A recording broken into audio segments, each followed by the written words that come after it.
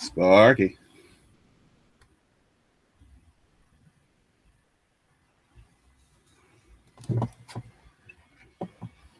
Can you hear me? There we go. Yeah, I got you now, buddy. Hello. Hey. Can you hear me? Hello. Hello.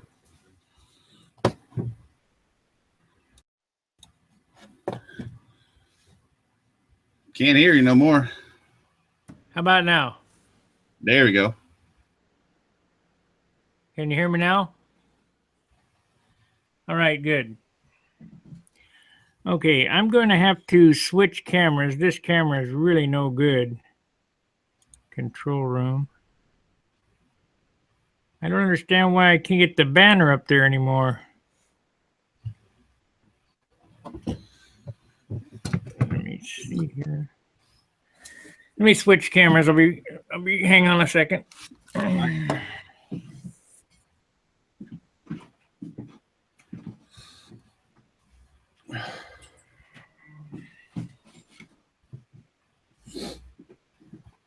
Oh boy. Let's see here. Settings. Integrated webcam.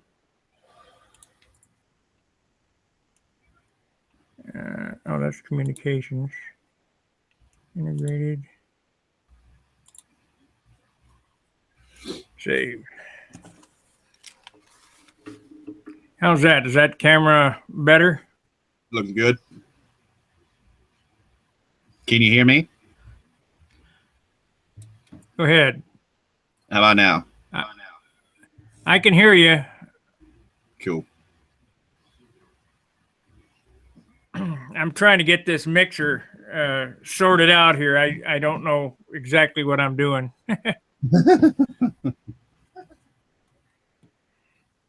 Does this mic sound better? No, very clear. Very clear.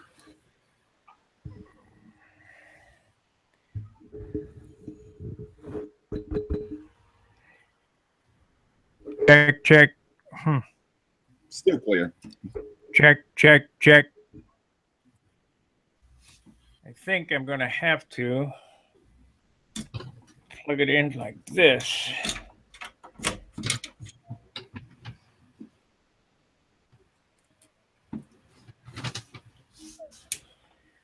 Okay, let's try that. Why don't you go ahead and say something? Hello. All right, I have to split the audio. That's what the deal was. So I got that straightened out. So that's cool.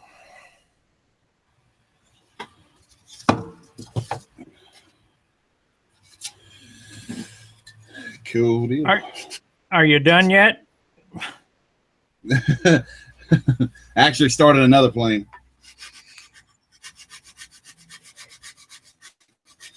The Black Hawk Fokker D7, or SIG Fokker D7, you could say. Well, that's cool. We got 5 people watching. Let me see if I can get the chat opened up here. So, James Harper, that's you. Yep. You can right here.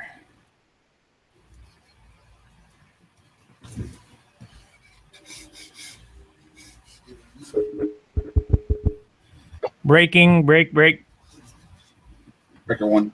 Trying to gain out.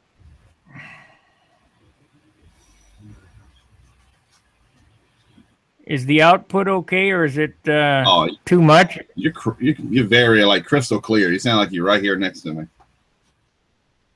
Okay. Yeah, the reason I got this setup is for doing voiceovers. I'm going to take the closet that I got there and put some padding in there so I can do a quality voiceover. And I don't know. I just wanted to see if it was going to work okay.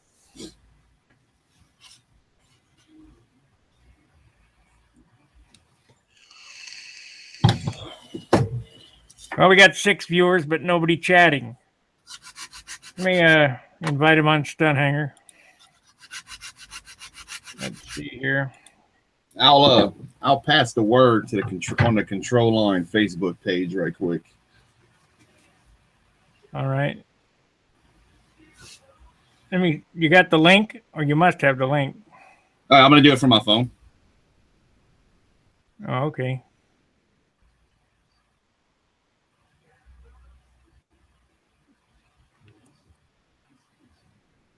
So it's coming in on the left. It must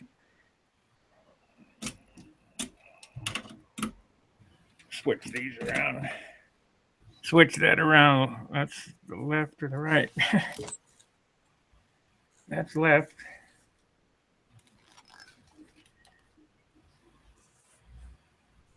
Okay, so that's correct. New topic.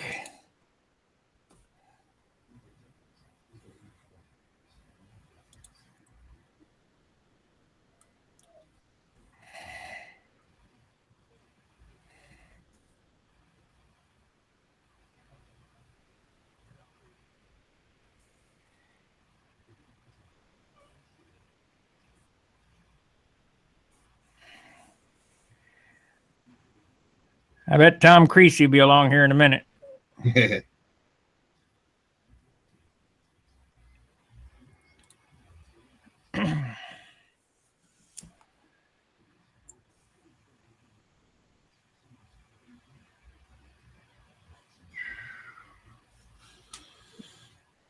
Anyway, I hope you guys liked that live show I did. Or not live show, but the last movie I put out on Wright Patterson.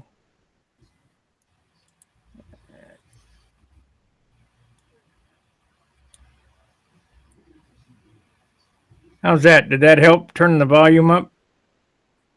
Still good.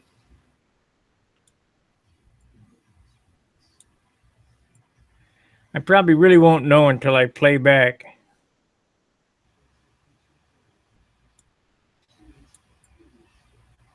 Let me see here.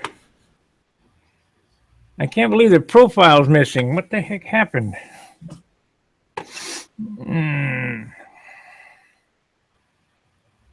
No recent apps. You putting a link on a Stunt Hanger as well? Yeah, I put a link on Stunt Hanger.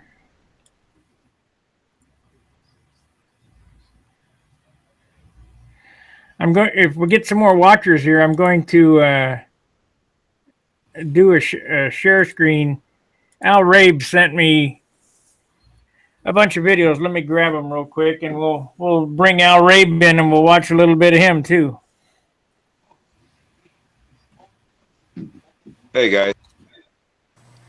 A bunch of videos. Hey, let me grab them real quick, and we'll bring Al Rabe in, and we'll watch a little bit of him too. Somebody's got the echo going. Is it me? Yeah, it might be you, Steve. You guys sound fine to me. How do I sound? You sound good, Frank. Cool. Frank is looking twitchy to me on my phone. Yeah, you're looking twitchy to me too.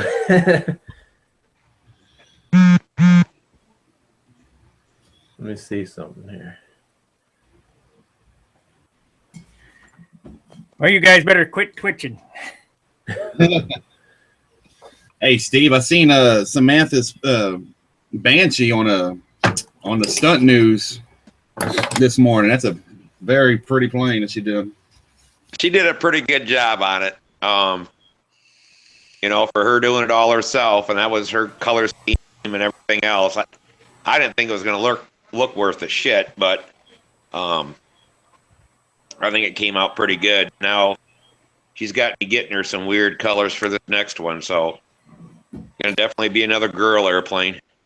Yeah, but I mean it's very vibrant though. It's like it really pops. I mean, from the picture, I'm sure in person it really stands out. Okay, this is Al Rabe's concoction of video boxing.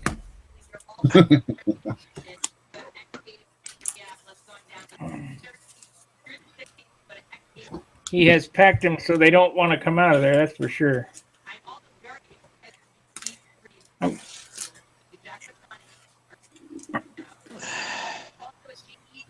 Frank, how's that flight streak coming along? Well, I'm gonna try to do this super fill thing. I've never done it before, so I'm gonna see about doing some fillets on the wing and stuff. I can't. Profile's missing. What the heck happened?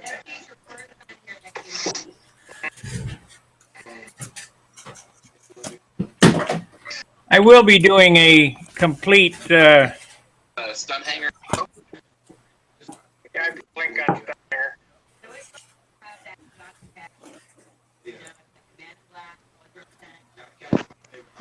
All right, I'm gonna these hang. are all out. I'm gonna hang up on this. I'm gonna try to get on my new tablet. See if I can get the link into this. The new tablet. All right. These are all the videos of Al Rabe's Bearcat.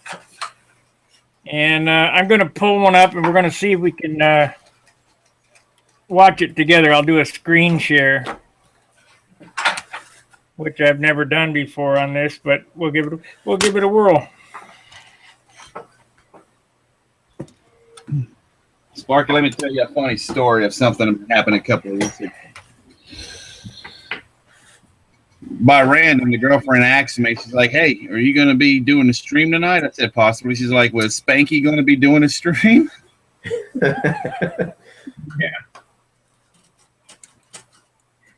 Yeah, that's me, Spanky.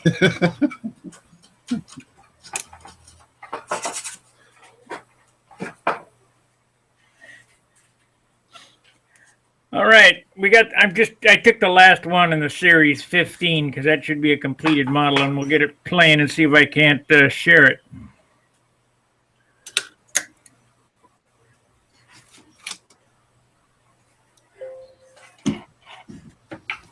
So,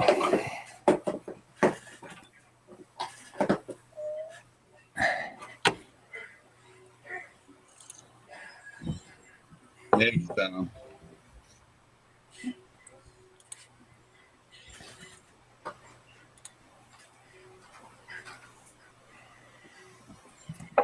if I remember correctly, there was a spot in here for a screen share, but I don't remember. But Yeah. we'll see what's up. If I think if you go to your, I don't know, it's different now when you host it than whenever I host it. I know it's got to be somewhere.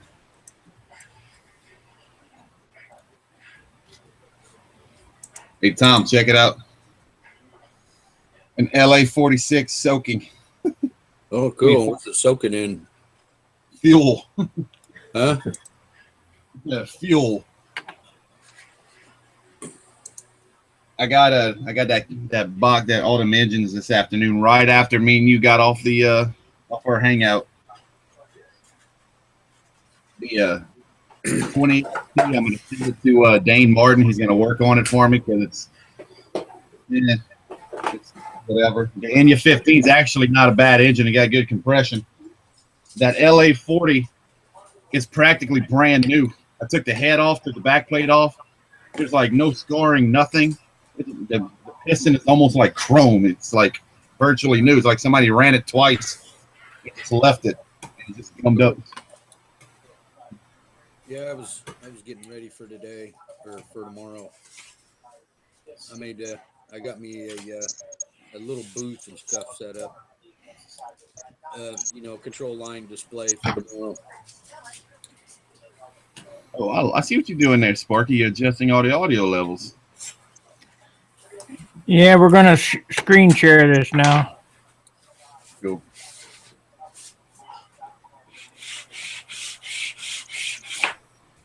Maybe. Doing, Frank? I'm getting set up to super fill my gaps and stuff. Hey, man, it's nice to be able to talk and not have you repeat. Yeah, I got this headset, but I don't like being tethered to the laptop. But you got to do what you got to do. Okay, guys, I'm gonna put on Al Rabe now. All right.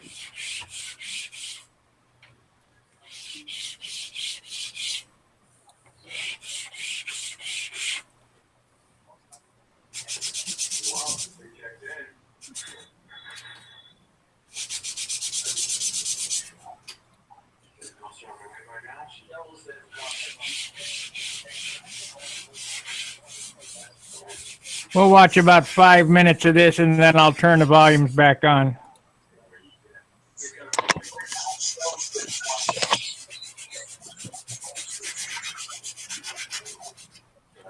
Five minutes of this, and then I'll turn the volumes back on.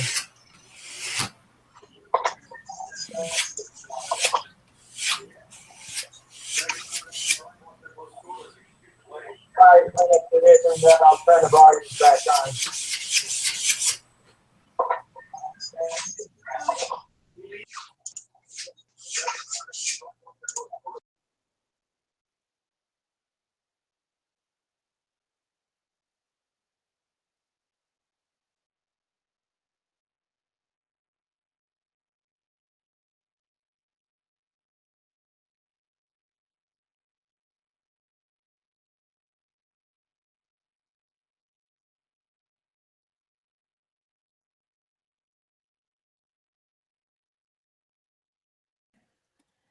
Well, I guess we'll just go ahead and talk here because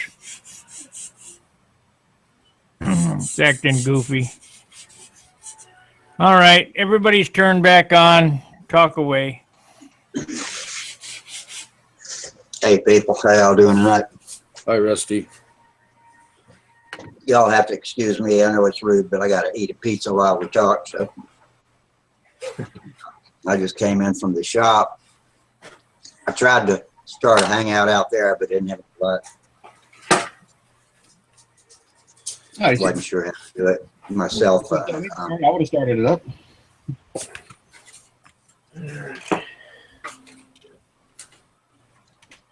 Got a lot done in the shop today, though. Got my new headers that Howard Rush printed for me on my Yak 9. He sent me a set for the Mustang that I haven't built yet, too. Looks a lot better now.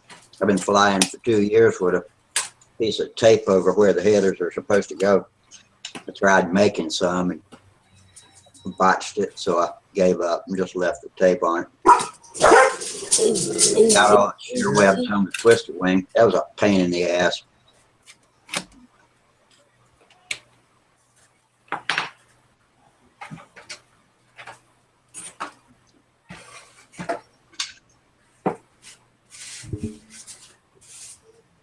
I kind of want to get a consensus from everybody. Is the audio better on this microphone than it is from the camera?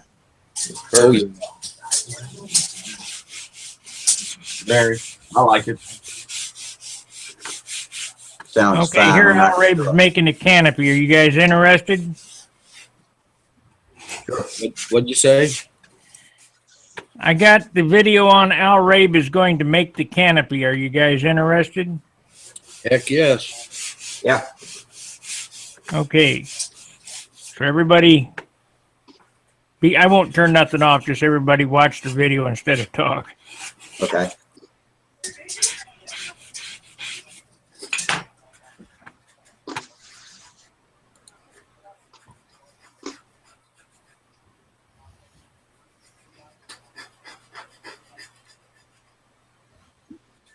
Damn. I don't see it. How about now? Nope. Hmm.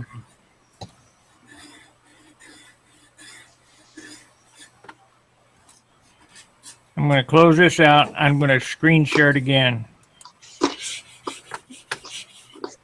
Application. Oh, I found a screen share on here now. Ooh. Come on. This stupid thing. When I make the video, it'll be much better. Sparky, for you doing your screen share, do you have to move your mouse over to the left side of your screen to get the little thing to pop up? Yep. Okay. Well, Then it'll see, you'll see your entire screen. Here we go. Application window. And we're going to turn that on. And here we go.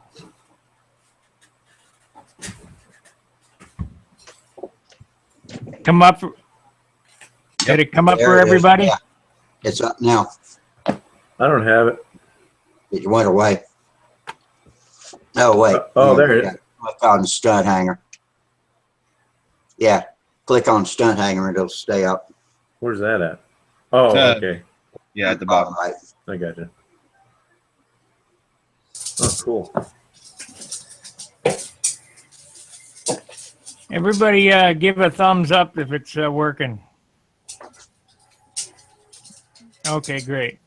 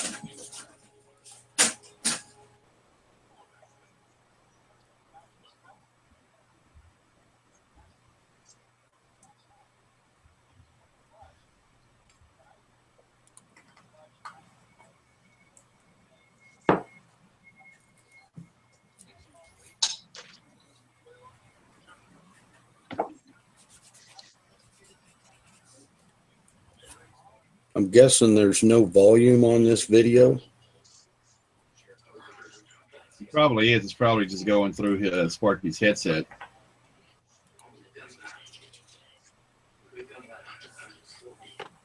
What now? There wasn't any volume coming off of it. Is there supposed to be talking on it? Oh yeah, there was. Well, I'll just I'll have to, when I make a movie, I'm going to use some of that stuff. But I got 15 of these tapes from Al.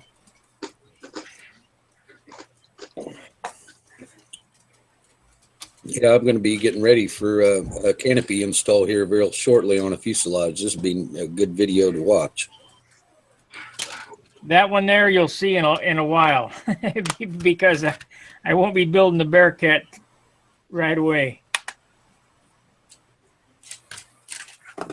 Wendy does a good canopy install if you can pick it out of the like a needle in a haystack over on DL I have for channel. I have that one saved. I've done several canopy installs. Yep, I got that one saved too.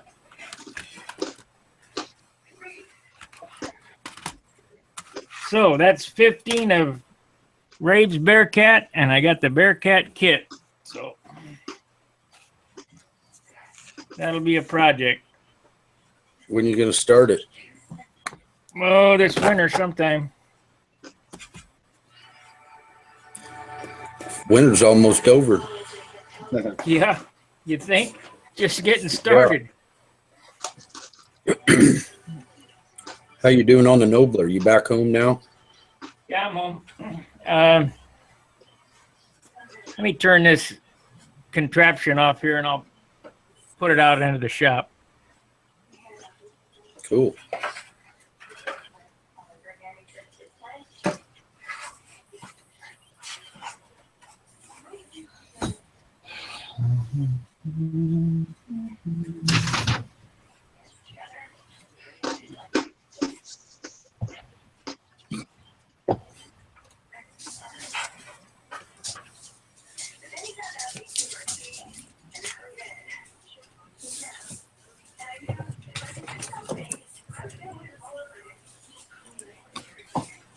All righty, how's that? Can you hear me?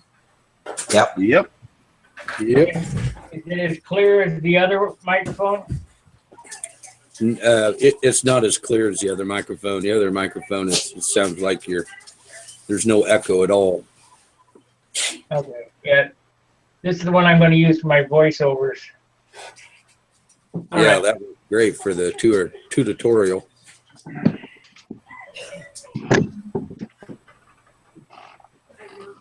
That's where I'm at on the Nobler. I didn't sand too much today. I've been kind of recouping from the drive. That thing is beautiful. I don't know about all that. Well, I mean, from my standpoint, you just crank it and fly it. I've had 2 weeks away from it. I can see some things I'm going to fix.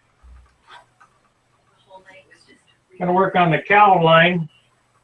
I've got some other stuff I have to do, so I can't get too involved in this. I promised to paint an airplane this before I go back, so I got to get that one painted. But I'm going to fix this cowl line here. It's got about a 32nd of an inch gap. I'm going to put some plywood in there and fix that. I don't like that. I don't like it either. Yeah.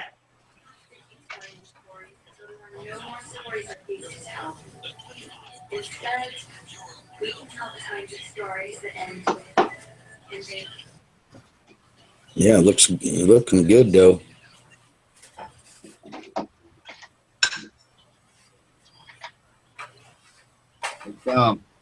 Yeah. Bottom wing done, sanded, all that. Great. Is it covered? Well, sanding, construction wise, it's going that route. Now for a start, this big old thing. Almost got my paint room done. Oh, cool. Yep, I've got the squirrel cage and the ductwork for the ventilating the room. It's blowing outside. I used a dryer vent. Works pretty good. I got to tie a rubber band around my glasses so it don't suck it off.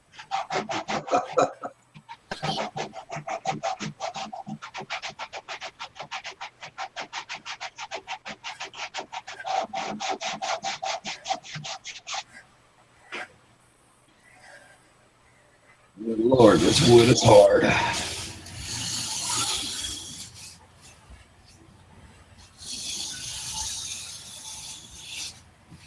Why did that happen, I wonder?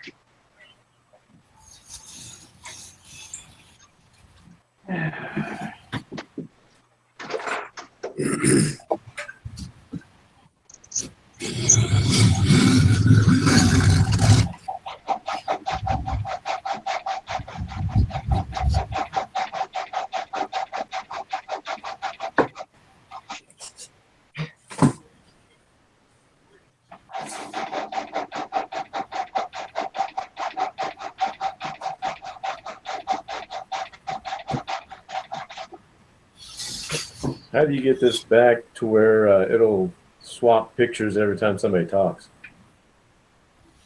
Whichever one's got the white line around it. Whoever's talking. Oh, okay.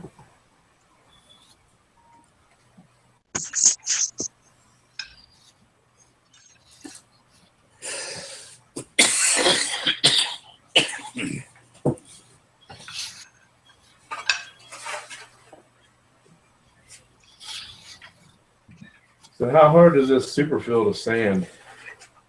Like butter. Oh, cool. But there's no need to sand it if you do it right. Well, I don't have a very good tool to put it on. I just wonder. You don't have a finger?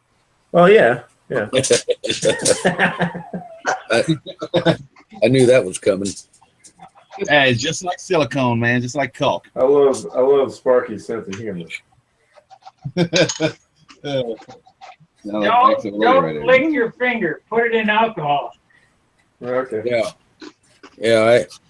The first time I did it, I used my finger. I licked my finger. Oh, that tasted good. It doesn't taste good. Do you have to use alcohol? What's that? Do you have to use alcohol? It'll spread a lot better if you do. Yeah. Okay. That's the same way I do micro balloons.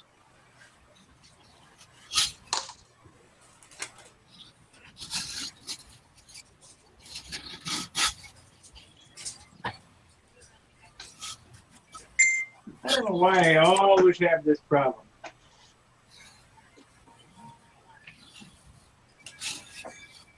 Find that. Take that.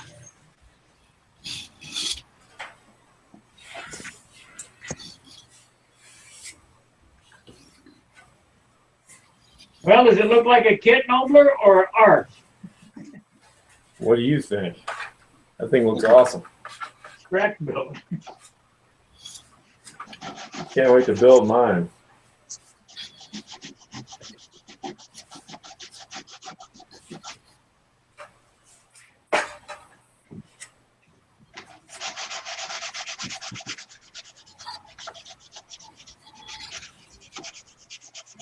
I can't wait for summer so I can fly this one.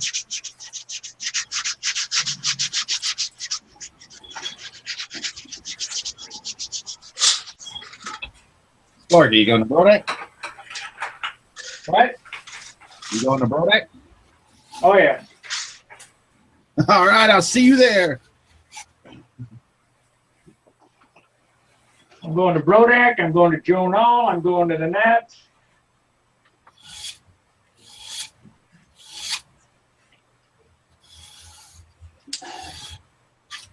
My boss decided to change around my vacation days instead of waiting for my hire date. He just reset it to the beginning of the year. So now that changes all my plans. So now I'm going to go to Brodak this year. Sparky, are you going to fly in the Joan Hall stunt contest? Oh, yeah. I've flown in it the past 2 years. I probably won't this year because honestly, I'm not sure I can ever fly a plane again. After my neck incident, things aren't looking too good. That's going to be hard for me to accept because I was making pretty good progress with the pattern. I wanted to at least get to the point where I felt like I belonged in advance, whether at the bottom, middle, or wherever. But I don't know. We'll see.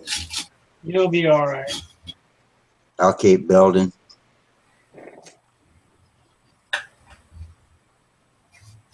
Build me a shoestring. I got a shoestring fuselage. Maybe I ought to do that for you. Send me an 049.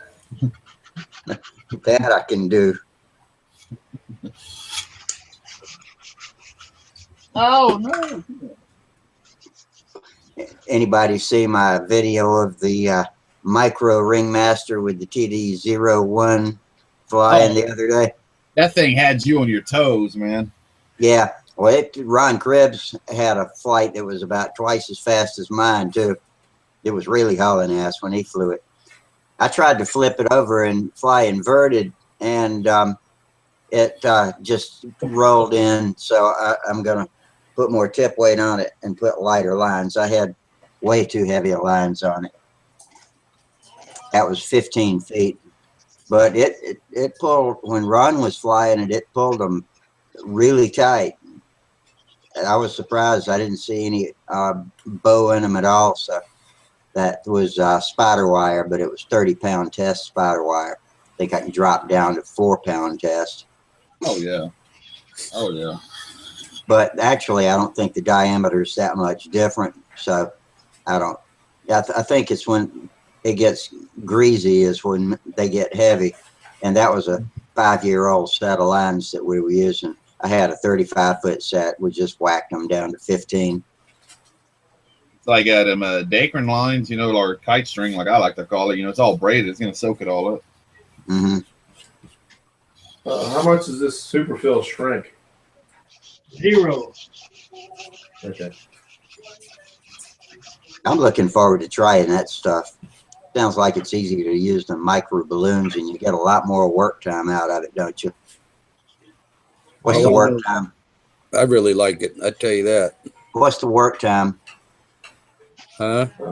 What's the working time on it, on a batch? It depends how well you mixed it. I mean, how you mixed it. But it's not near as fast. I mean, it doesn't kick off and set near as fast as epoxy, does it? No. No. It kind of reminds me of if you used automotive Bondo. Yeah, I haven't, but I got an idea. It's a little slower in setting time than the Bondo is, but it's sort of like that. It's the best way I can describe it. Just mix you up a little bit, and glue like 2 pieces of balsa wood together to make a 90-degree corner, and just practice on a scrap piece like that until you get the feel of it. Does it come in a 2-part package and you just mix it together like you do epoxy? Yeah, it's 1 part blue and 1/2 part yellow. Yeah, and then it's got a putty consistency to it. Yep. Here's how it comes right here. It comes in 2 jars. Ah, there we go. 2 Okay, of this, 1 of this. right.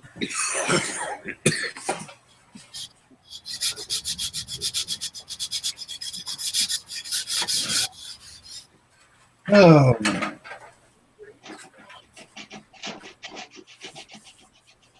Feels like I'm standing redwood.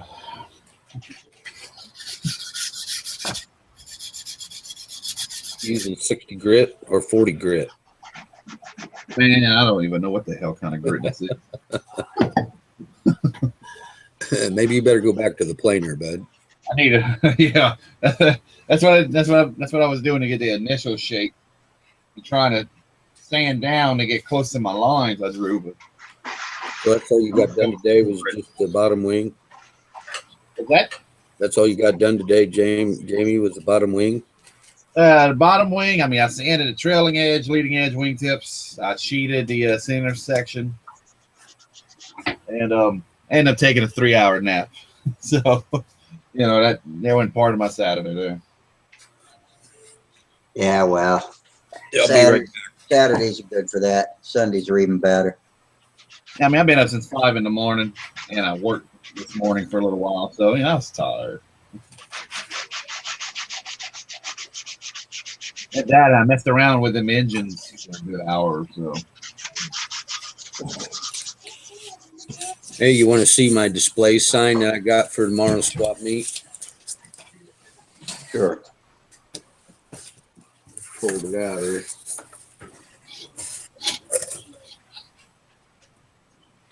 Back up a little bit. Hey, that's pretty cool. Can you see it? Glittery. Y'all are right, free candy under it. Huh? Y'all are right, free candy under it. You make that with white glue and glitter? Yep. Where's the swap meet?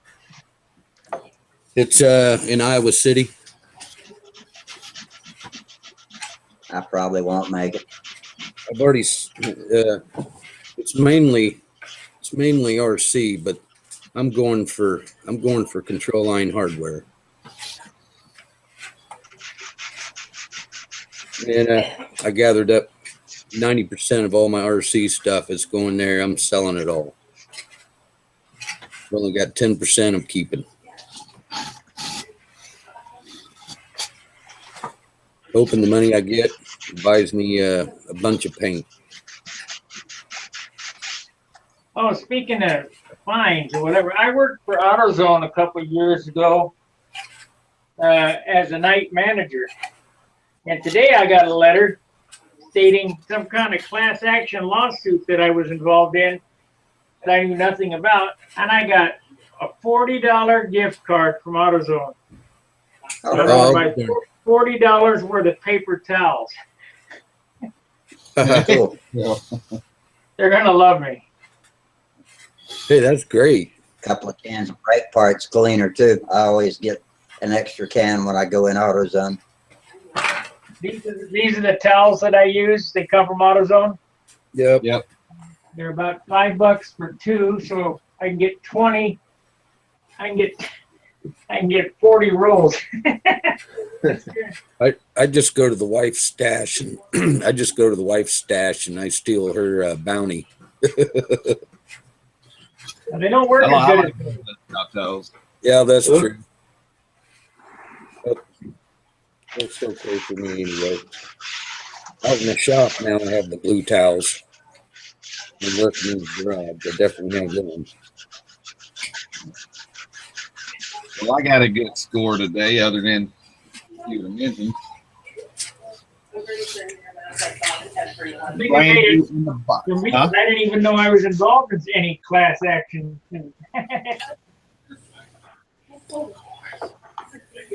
What'd you do? You get that in the mail, or you happen to go in there? No, I got it in the mail. I wonder what the total payout was. Did it come with any papers? Yeah, I threw them out. No. There's probably a few $1 million, and that was your share of the few $1 million. Yeah, that was your slice of the pie. Yeah. Thank you for working with us. It doesn't matter. Towels. Free paper towel. Hey, any little bit helps. Let me tell you. You can get quite a bit of money wrapped in one of these real quick.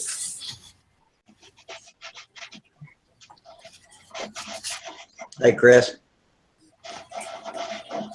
Who's that? Chris Rudd? No, it's not Rudd. I didn't catch the last name, but it was longer than Rudd. Got your mic on, Chris? He ain't got his camera on either. Chris Brainerd. Hello. Hey, turn on your camera. Show us what you're wearing. What a seedy group we got here. I'm not sure how it works.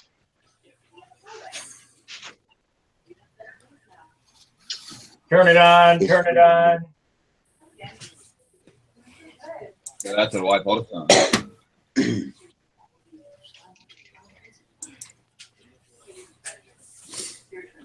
But today I scored a brand new in the box, never before open Cox PT19 starter kit with everything. Better save that. Yeah. What I saw on eBay the other day was an electric Cox airplane. Never seen one of those before. There's all kinds of things Cox made that surprised me when I first see them. You know, when I think back to my youth, all I knew was the Stuka, the PT19, the P40, and a few of those. But over on Cox Engines for them, man, those guys dig up all kind of stuff Cox made. That Curtis pusher is pretty cool. Yeah.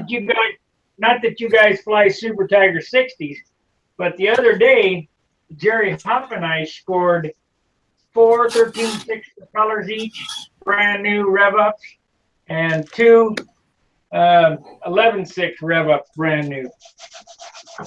That's the super score.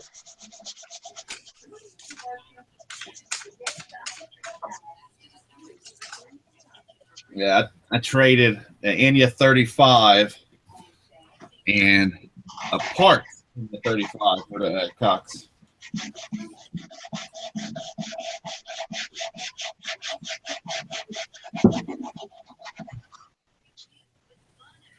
I wonder how long this is going to take to get ready to paint. Knowing you, probably an hour. Yeah. What's that? I don't know. As picky as he is, it could be a couple days or so. Yeah.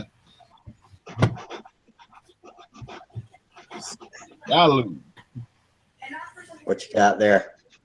Oh, some cognac. Oh, man, that stuff bites, doesn't it? Or Drinking pink tonight.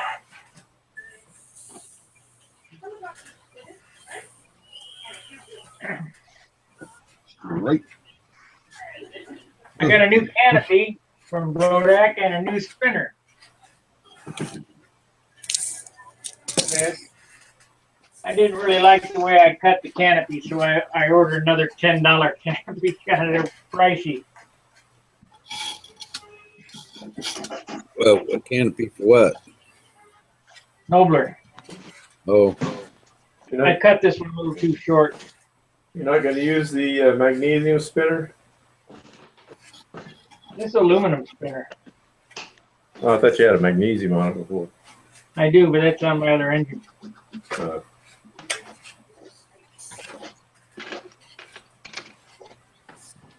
I got a Panther membership this morning. Chris is still at it. Got my AMA card. Let's let me read this. I got this in the mail today too. I'll read this to you guys. This was our club minutes. They know that you're listening to them? Whoa. Who? Huh? Huh? Do they I hear hear you? someone talking there. Do you know we're listening to you?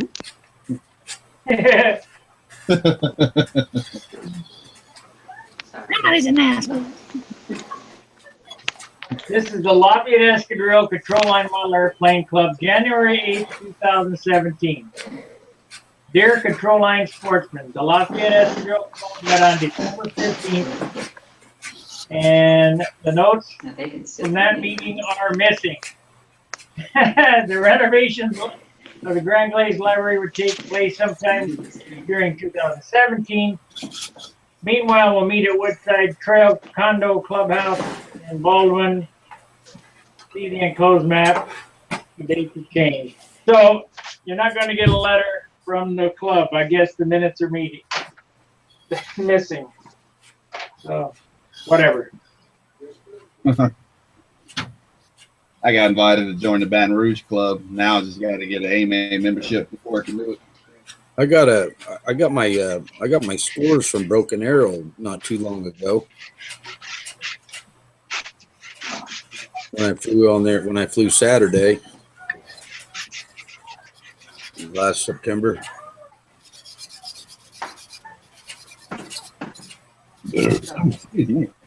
I'm gonna watch a movie. Zoom's like, Well, when you did watch that second movie. Better watch your language. I hear a woman. Can they hear us? Yep, we can hear you. Quit being a schmuck, Tom. I don't know why I'm bothering with this superfill on this junior flight streak. I'm going to end up crashing the thing anyway. Good practice. That's the attitude. There you go. Now you're one of us. Yeah. I'm gonna sign off for a little while. I'll check back and see if y'all are still on in a while. What are you gonna do? Get some coffee made? No, I think I've had enough coffee already tonight. I'm gonna chill out for a few minutes. I'm tired, so I'll check back. Maybe I'll be back. Maybe I'll still be on when I come back. All All right. right. See ya.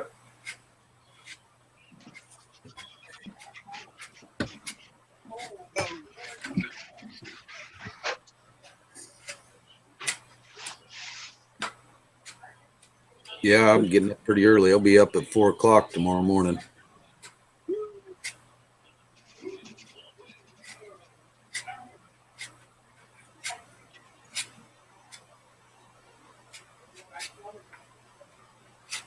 I don't even know what the hell I'm going to do. Probably nothing.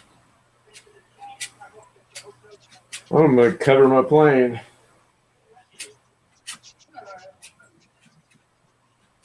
Why don't somebody come over here and sand this for me? There's a ton left. Want me to bring my one grit? Yeah. That's what I need on this thing, man. What are you sanding with now, Sparky? 320? 220. 220? Yeah, this is And all then what do you- fiberglass. And then you'll bring it down to 320 after that. Yeah, And then this after is you do fiberglass. that, then you've already got the nose fiberglass then. Yeah.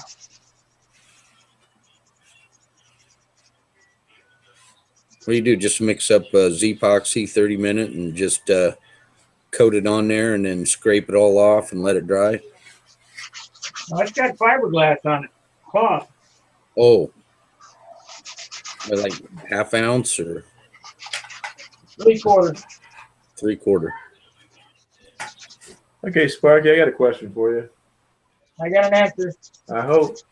I'm going to cover my fuse and stab and fin with silk span.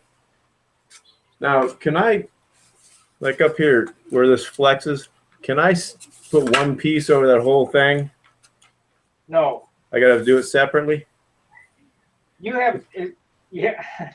I got rag hinges. I don't know. Yeah, you got to stop at the trailing edge of the stabilizer and then pick up at the leading edge of the elevator. Okay. All right. Now that seam there ain't gonna matter with silk span. You know, like if I can stop at the edge, you'll see the edge of the silk span, won't you? Not after you dope it. It'll all melt into the wood. I mean, you're going to sand it. I mean, I got seams everywhere. Can you see any seams here? No. No. That was in stereo. Well, I'm just waiting now, waiting for this superfill to dry. Let me see that. Hold it up there. I don't think you did it right. Let's see. What are you looking at? Let me see here. I just kind of smushed it in there. I want to kind of smooth this edge here. Yeah, get some alcohol and smooth it out. You'll be sanding for a month. That stuff should be absolutely smooth. All right. I'll be right back.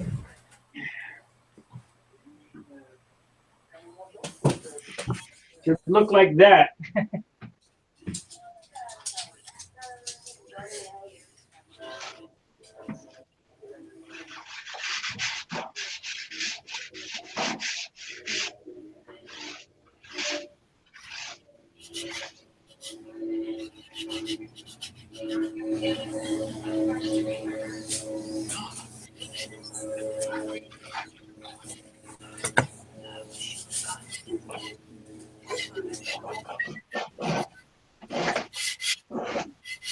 Killing you, Hunt Tom. Sitting there watching us work on our little toys, and you just sitting there not working on nothing. I know it. It's driving me crazy. Well, I'm at the stage where I can't do anything until I get everything covered. But I made a great big headway on the paint room, so that's going to be happening here when sometime this week.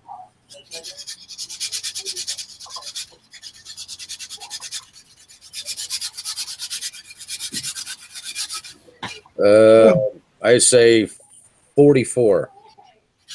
You're off by 10. 54. 34. 30. That's got to be 34. 34. Oh yeah, that's a smaller plane than what you're used to building. I forgot.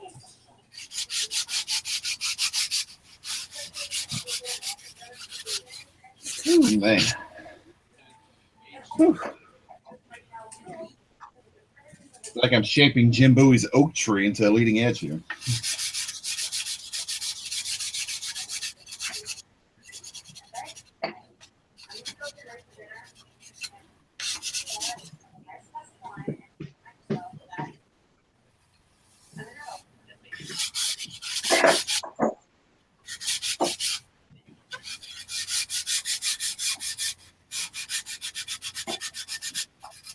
Well, Frank, I don't hear any screaming in the background. You must have snuck that out of the medicine cabinet.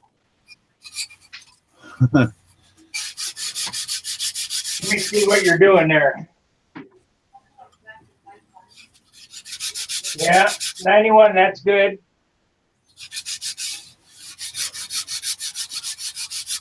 Can't hear you. You got your mic muted, Frank. There you go. Okay. Okay, you right. hear me? Yeah. Yep.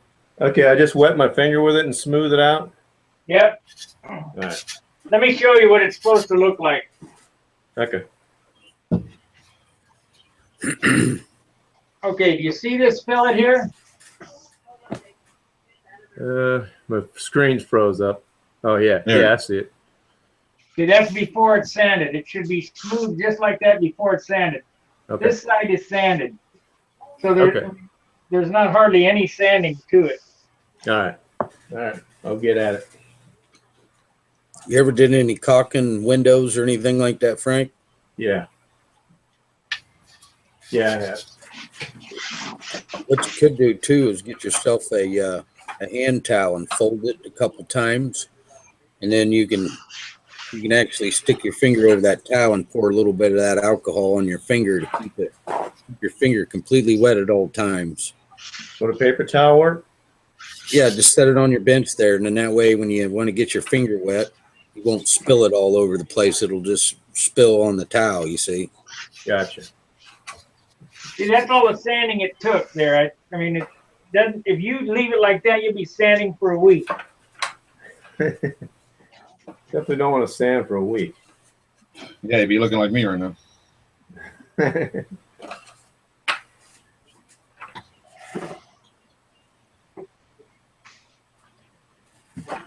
Whoa.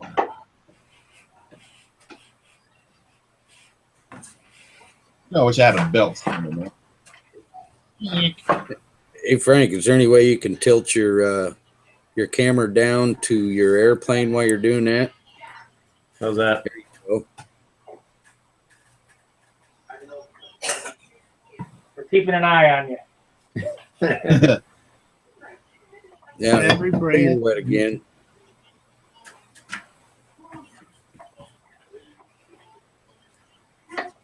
It's looking kind of ugly. Yeah. Move it out till it looks good. Shouldn't have put someone. Maybe get a putty knife and scrape it off and start again. Well, I've made a slate putty knife out of some 16th inch ply.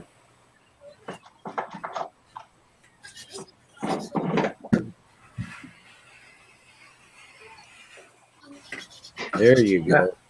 Now I put 3 coats of dope on this thing before I superfill. Is that correct?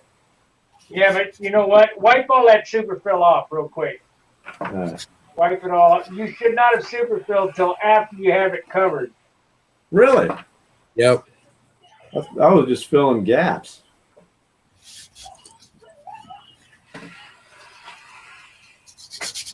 I think the reason why you do that before you cover is because that way when you sand it down, you won't sand into the balsas. Is that correct?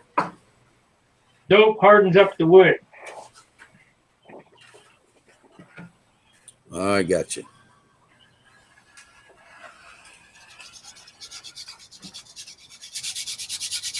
Frank's having a oh shit moment.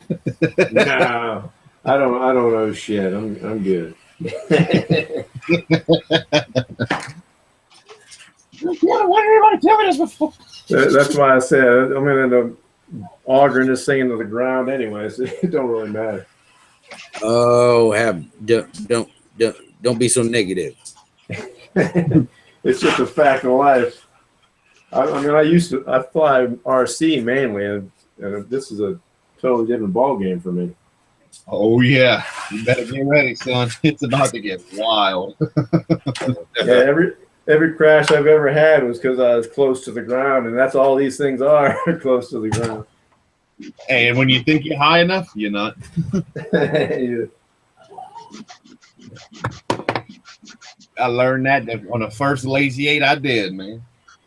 Oh yeah, good. Oh. I love them RC guys. Oh yeah, I can fly control line, sure. Oh, I never say that. This is a totally new thing for me. I always say I'm better than them because I can fly control line. Sort of learning, you know. Yeah. Well, I tell you what, a lot of them RC guys, boy, they don't really They don't really watch their weight or they're playing very good. A lot of them are art junkies.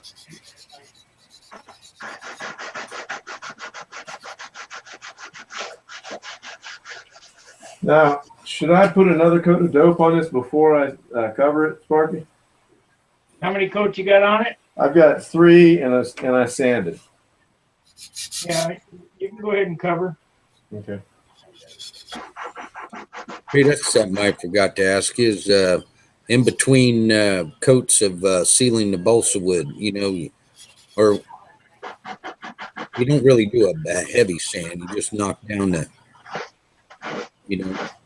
just, You're kind of grain is what you're wipe doing. over it. But what do you use? A 320? Yeah. And then after your third coat, right before the covering, you do a quick stand, and that's 320. Yeah. I used to get real crazy and go down to 600, but it's not necessary. And then after you cover it, then what do you do? Just 2 more coats over the covering? Get the color covered, and then as much clear as it takes. But who's Alvin the Chipmunk? Yeah, we got Alvin. Alvin's here. We got Alvin the Chipmunk back. Howard, turn your bandwidth down.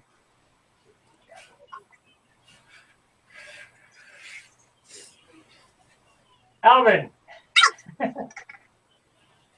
turn your bandwidth down.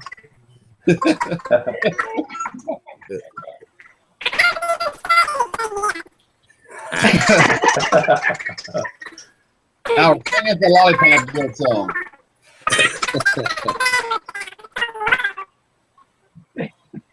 Okay. You better. They still sound. Oh. There you go. Reboot. Yeah. Okay. I got all that super fill off. Okay, let's see what it looks like. It just got blue stain on it. Yeah, We can't see. Yeah, you're fine. Now cover the whole thing, and then after it's covered, then you can superfill. All right. I think I'm going to wet some paper towel with alcohol and try to clean that off a little more.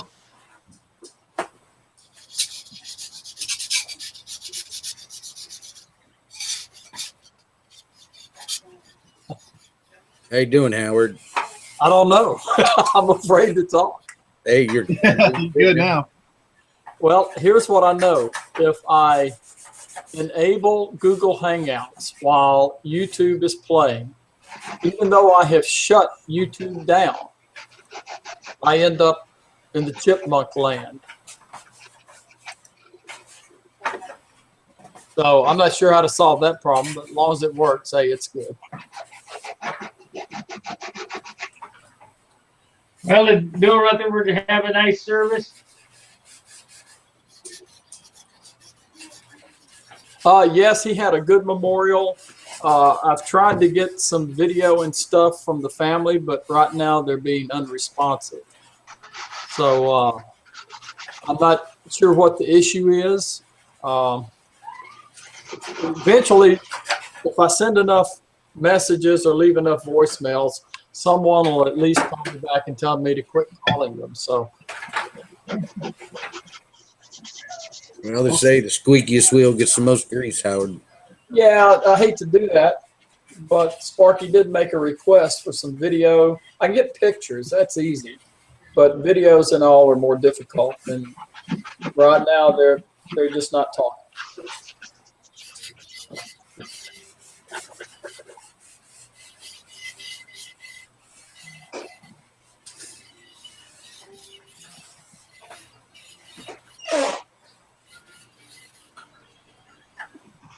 Okay, how can we do that?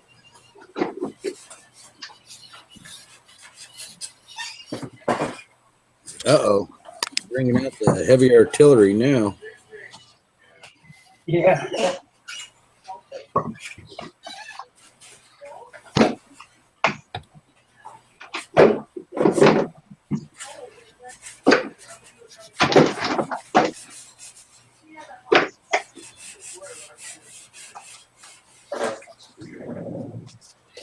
Yeah,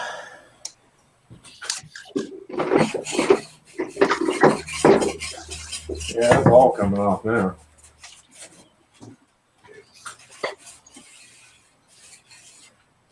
I ain't gonna lie, this leading edge is a workout. No.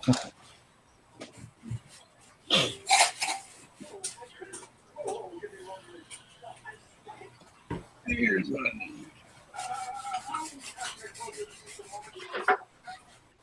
Okay.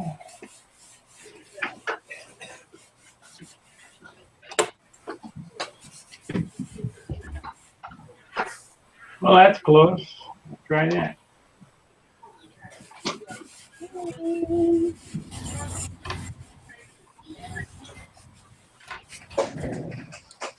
Hey, Sparky, Yeah, what kind of a fuel tank are you using in your Nobler?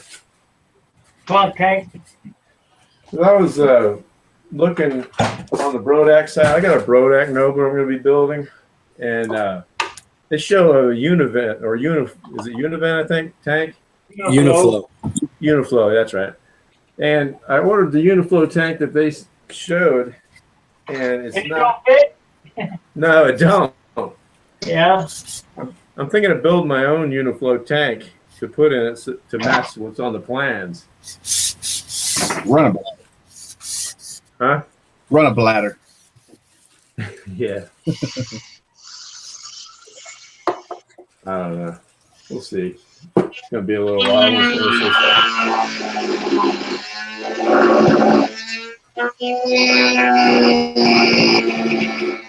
Where's your mic down?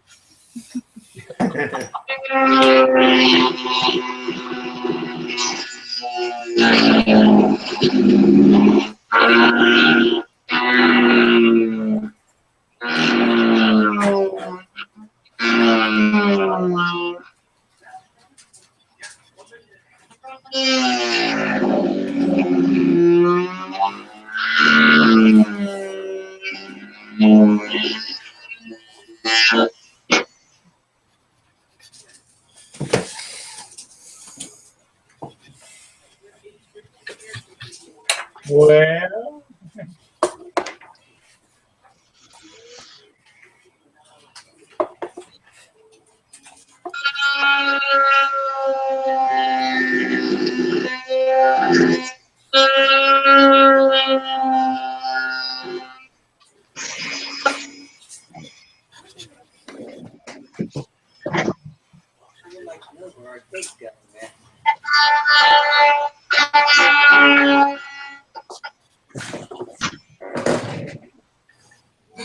I better stop there before I really screw it up.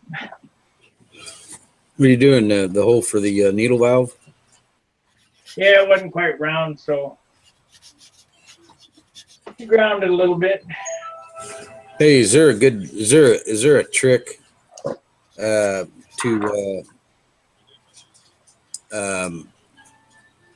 line up the hole that you need to drill for your needle valve to go in perfect? I just use a stick pin. Oh, okay. This one here is different. I don't normally have a hole that big, but this is an OS needle valve, so I wanted to be able to get it out the hole. Usually I use a Super Tiger needle valve. But yeah, just a stick pin.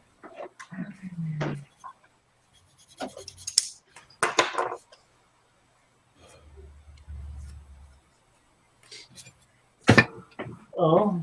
You know, an old RC trick, what I use to do my needle valves and stuff on the RC planes is I'd take the cowl off and tape a piece of cardstock to the fuselage and put it in front of the needle valve, mark where the needle valve is, and then flap it over, put the cowl on, and put the cardstock over the cowl, and that would be a perfect center for your needle valve.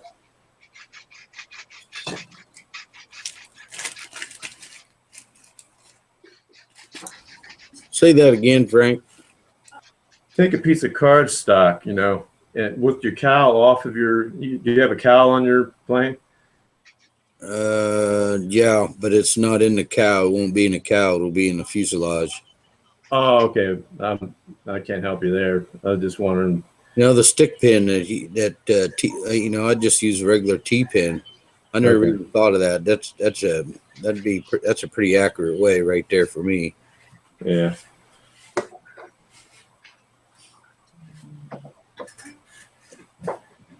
Yeah. Well, we're getting there. That's one thing about them OS needle valves. The diameter is so big.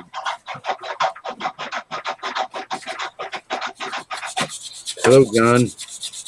Turn your mic off. I mean, turn your mic on.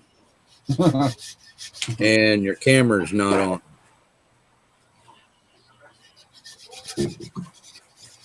Who is it? John something. Hi, John. Something.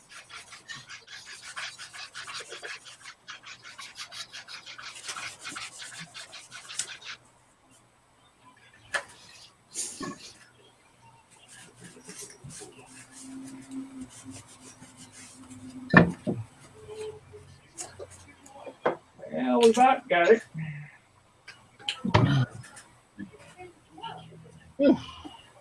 Nice even gap there so I can fill it evenly.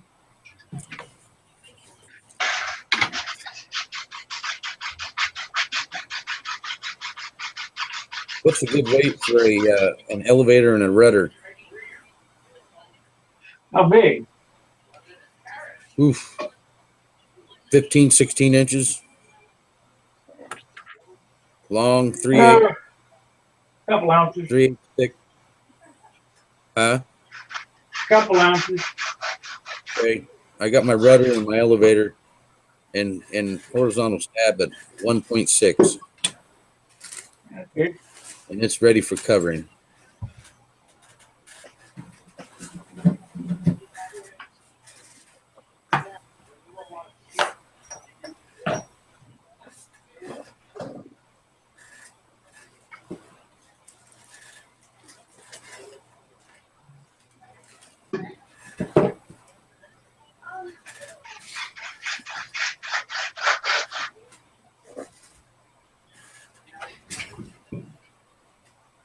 I keep standing here, I'll have it all screwed up and have to build a new one.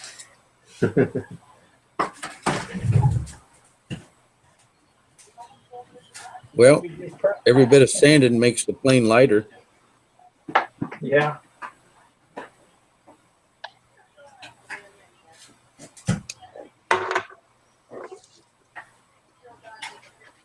What you doing, Howard? Well, I'm looking up the part number on a chip that's on one of Will Hubin's timers. It's used in Stunt.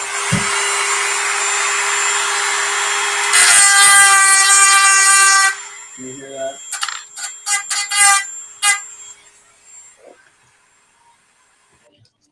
Okay.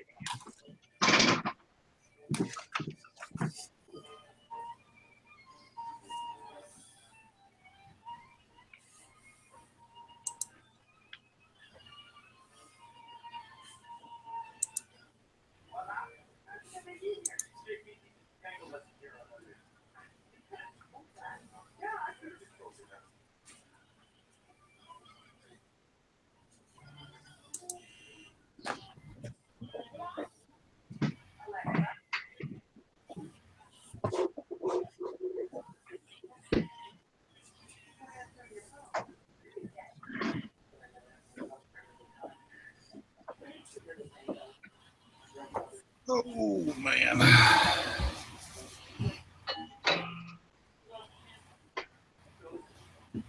There we go. Look. I'll be a part of the group. I'll point my camera down. So, James, did you ever get your airplane repaired after its sudden encounter with Mother Earth? Oh man, Howard, has it been that long? Oh shit, hold on. Yeah. Oh, yeah.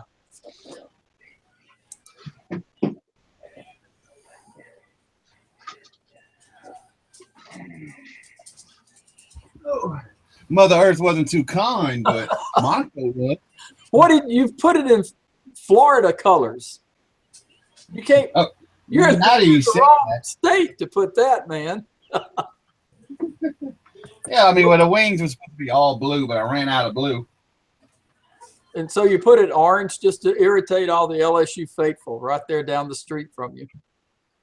Yeah, I mean, I'm not an LSU fan, so it works out fine. Now I think about it, you're right. Yeah, well, you could put a big gator on it and have it go chomp chomp. Oh yeah, I done flew it again with Gil Causey. Yeah. Yeah, I went flying with him 2 weekends ago. Oh, I went okay. out to the new field out by Zachary, Yeah. and we went flying. I got it all recorded. I got a video on YouTube. I didn't record the first 2 flights because I forgot. Before we even started, or I was going to crank it, I fired up the engine. The rudder started wobbling, and boom, it flew right off. They fly pretty good Right without a before rudder. I looked at Gil, and he says, "Just fly the damn thing." All right. You don't need no stinking rudder. No, that's what he said. Yeah. And man, flew all morning long. I went inverted a couple of laps. I did some lazy 8. I started to learn to do the lazy 8s. Yeah, I saw. It ran good. I saw that you were entering inverted from a wing over, which is a tough maneuver to do from a wing over when you're first learning to fly. Yeah. Because your natural tendency is, just kind of to steer it into. You get it level, but it's level with the nose pointed down, and you somewhat steer it into the ground. So. Yeah, and what I ended up doing, I went into like a wide loop. Like I went up for a loop, and it just I never came back over enough, and it eventually came through. But it did inverted okay. I kept it very high, Yeah, all right now that's all you need, man. And Cool. they got on one flight I was breakdancing. Gail turned around to walk towards the picnic table to sit down. And I went in, I think, if I remember right, to do another lazy 8. So I went in the loop. It went over me like a wing over, and then it just started doing all kind of crazy shit above my head, and I'm spinning around. And as soon as he turned around, I leveled it back out again. And so you normally fly with your left hand? Right hand. Right hand. Okay. Yeah. But still in one piece. It crashed. I mean, the first lazy 8, it I bought him. I made like a lap or whatever, and like after I did, I guess I was so excited. I looked at Gil for his approval and smacked. Yeah. I bit it. I had a 9.5 prop on, so we changed it to a 9.4. And then it started flying again. The engine started acting up. It kept wanting to lean out. But I'm gonna offset my tank just a little bit on the back end. And just probably just settings. Yeah. But I've known Gil Causey since 1962. Gil, I don't know why. I think I know him too. Yeah, he normally does a reverse wing over. The first part, the upturn looks good, but the downturn where he does the short level off, normally he knocks the rudder off on that. That's how he knows it flies just fine without a rudder. But he had me because he brought his ringmaster out, and he had me go meet him in the circle and lay kind of sit down under him and watch his hand after he was doing the lazy 8. Yeah. Go up and then bring it around over, stop, and let it come back on its own. Yep. So that was pretty cool. That's actually what Sparky said. I'm going to start doing. I'm going to watch the better flyers as they're doing the pattern to kind of get a cadence for how they do things. I mean, that's a great idea. If you just kind of do the maneuvers they're doing on the same cadence, it certainly won't make you worse. It can only help you to get better. Yep. Just makes you look like a retard. I don't have to work at that. But I got invited to join their club, so I'm gonna. Yeah, I don't look like a retard, not at all. Yep, that's me. I can wear that when I fly.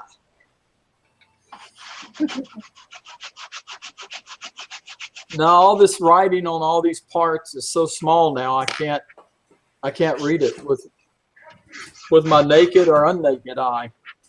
So I have to have some help. I understand that. Now, so I'm experimenting with electric stunt. So we'll see. Now, so far it's going okay, but I really miss the sound of a big engine. This has a big engine running a good pattern on either a muffler or a pipe. Sounds really good, and it's hard to duplicate that with electric. Yeah. The sound box in it. I thought about that. I might order one of these little picks. Oh, I am going to order some, but I might build a little circuit if I can find a little small speaker, but it would I'd have to have a lot of power. I might have to have another battery to put out enough juice to make people hear it. My scale airplane has sound in it. Can you hear it? I mean, is it a electric or gas or glow powered? It's electric. Oh, okay. So you can hear that okay from the outside? Yeah. The engine sounds like a Continental. That's a good idea. I like that.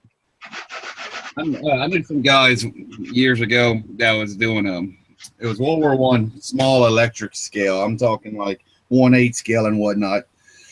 And they actually had like a little soundboard with a little speaker that produced the rotary sounds of the rotary engine or the inline. It wasn't all that great, but it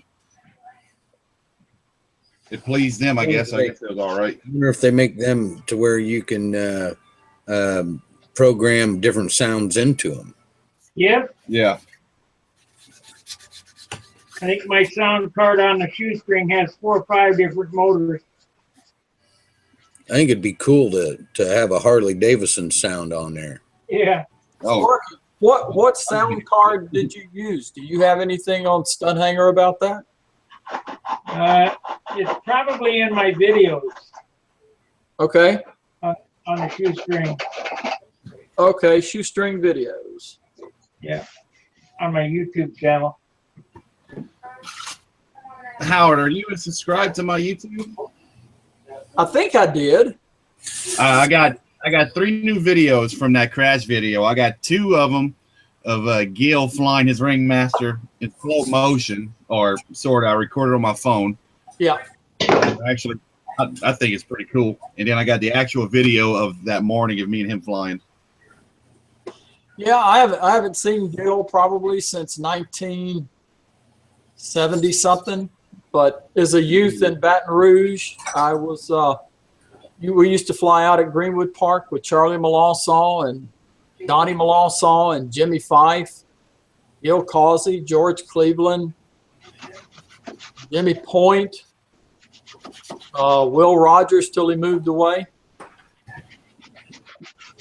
I heard Donnie Melanson is like one of the best flyers ever. Yep, he's a good flyer, good A&P as well.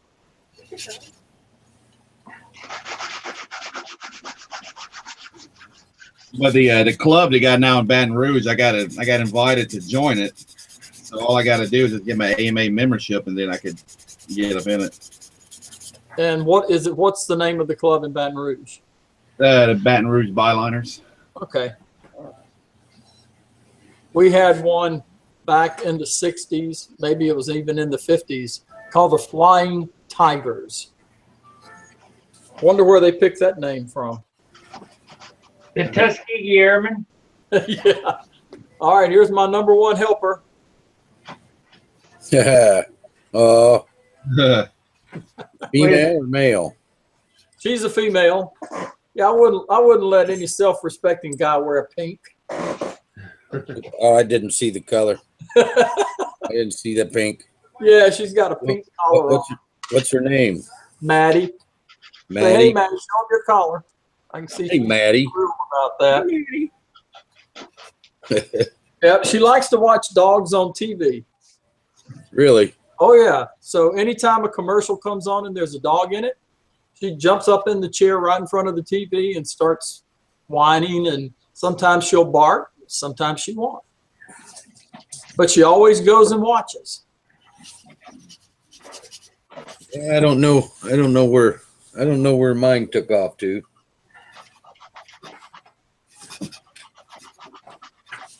I got a Jack Russell Chihuahua mix. Boy, that ought to be a handful there. No, Not hyper? Nope, not at all. Best dog, dog you could have. Well, my neighbors have a Jack Russell, and a friend of mine has a Chihuahua. And boy, they're both kind of high strung. Well, you put both of them together, and you don't get any high strung at all. They go crazy. It goes the opposite way. All right. So like minus and minus make a plus, and plus make a plus. A plus and plus can make a minus. Yep. Well, cool. I'm definitely a dog person. So she goes out to the flying field with me, and I don't know where Peanut is. Peanut's around here somewhere. Peanut. I think tomorrow I'm going to run a paint stream all day. Nice. Here you go, Howard. there he is. Wait a minute. Let me switch back over. There we go. All right. Oh gosh, that looks nothing like what I thought. Chihuahua. That's a Chihuahua and a Jack Russell. That's Peanut. Yep. Peanut. Yeah. Peanut's got longer hair than I thought he would have. Yeah, she's female. Oh, then I thought she would have. Yeah. Don't identify their gender. Yeah. Or no, assume. I'm sorry. Assume. I just woke her up and grabbed her. Uh-oh. She's like, "What are you doing?" Yeah, I was just happy. A while ago, I was asleep. I had a friend years ago. They had some kind of Chihuahua mixed with something else, and the dog was like, it appeared to be like it came from the turn of the century, ugly as shit, and it was named Fudge. I mean, if you ever see a picture online, you know the world's ugliest dog, and it looks all mangled, got like one tooth, half an eye, and its hair's all over the place. That's what the hell this dog looked like, named Fudge. Ugly damn thing, man. Yeah, that doesn't sound like a good combination. Fudge. His name Fudge. Fudge. It's crazy.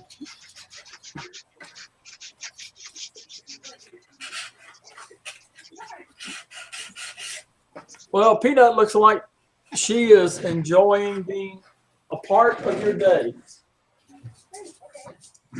Maddie's outside looking for possums. They crawl across the fence, in our backyard, and she likes to chase them. Oh, so she's looking for dinner? Oh, that's the neighbor's dogs. They'll eat a possum. Yeah. But Maddie just wants to chase it. She doesn't try to catch it. Catch a possum and then bring it back to you. Well, the neighbor's dogs do that, but usually it's in multiple pieces. They bring the pieces back and stack them up by the back door to show them how good they've been overnight.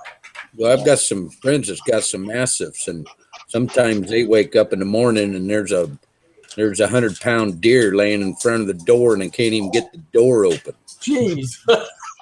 That's my kind of dog right there. Yeah. Drag a 100-pound deer back to the house. Maddie doesn't kill things like that.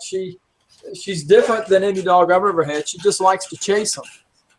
And they say most Westies, if it moves, they'll chase it. I don't know, but I sure would like to see that Massus go out there and get that deer. Yeah. That'd have to be quite a sight. That's a big dog. Oh, yeah. Rudy, go out and give me a yearling. I'm hungry. Yeah, right? Yeah. When I was a kid, I had a dog that ate bees. 8 beans? Bees. Bee. Whoa. Yeah, she'd run along and chomp, chomp, chomp, get the Oh, beef, jeez. get stung, and then go and eat him some more. I have the mama Jack Russell, and she catch flies. Boy, I tell you what, just like Miyagi on Karate Kid. I'm not kidding. She just grabs him right out of the air. Oh, jeez. Oh, Steve. Hey, finally figured out how to get back in. It kept saying I was in the call, but I couldn't get on. I did something on the tablet, so I ended up having to shut everything off and turn everything back on. And we're all leaving now. all right. No. It took you a while to get back in here. You've been gone for a while. Yeah, probably half an hour or better. Yeah, I thought maybe you went and took a nap. I gotta build another wing, man. Yeah, Rusty, he left to go take a nap, and he said he'd be back later. Oh, okay. Maybe tomorrow.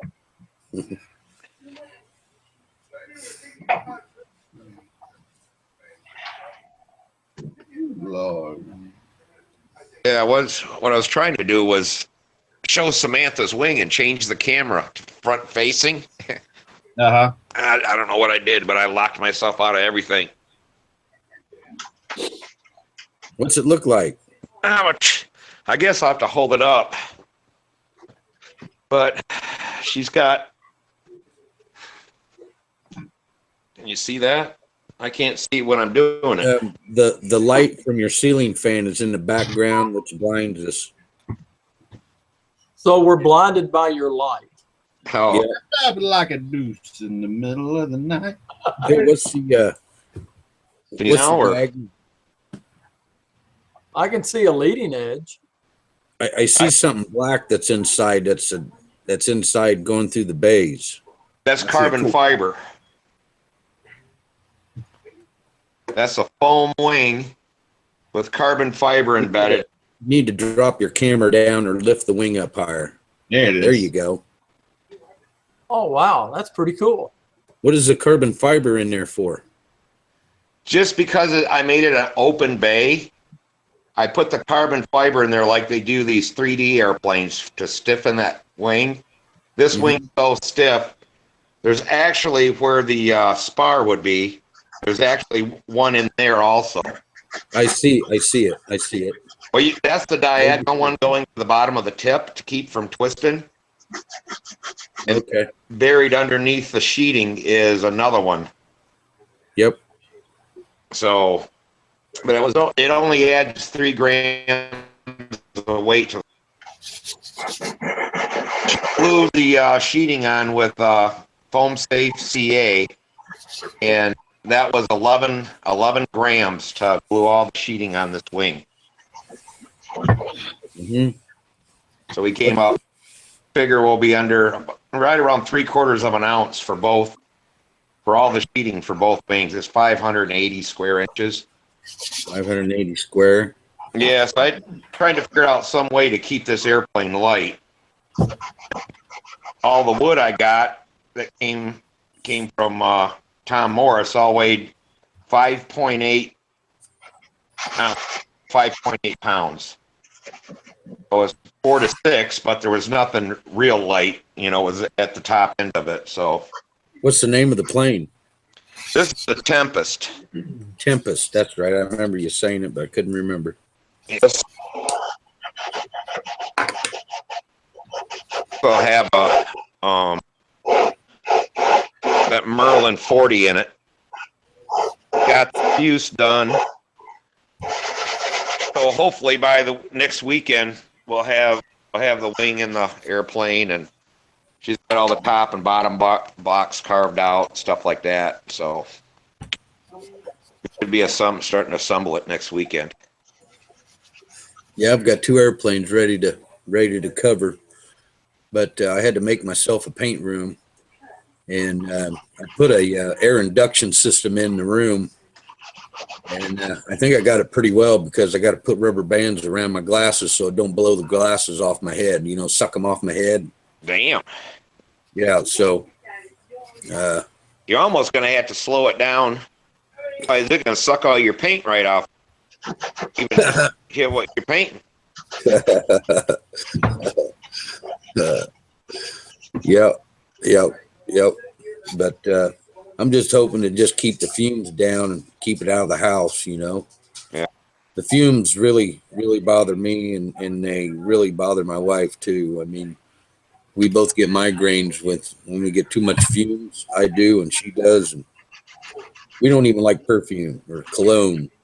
Yeah, I can't be around any. Once I had chemo, then I so allergic to everything now that Samantha can't wear perfume around me or she puts it on outside the house before she leaves and goes someplace. I can't stand it anymore. Yep.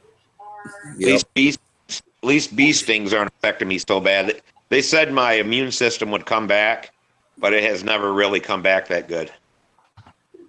And I don't know why I'm allergic to flowers now. No, I can't be around any perfume. I can't be around a flower garden, any of that kind of stuff. Whoa. So we shouldn't send you any flowers in. Now, sometimes I wear a mask when I mow because that'll plug me all up. I don't know if it stirs up pollen or whatever it does. Are you a vet? No. No.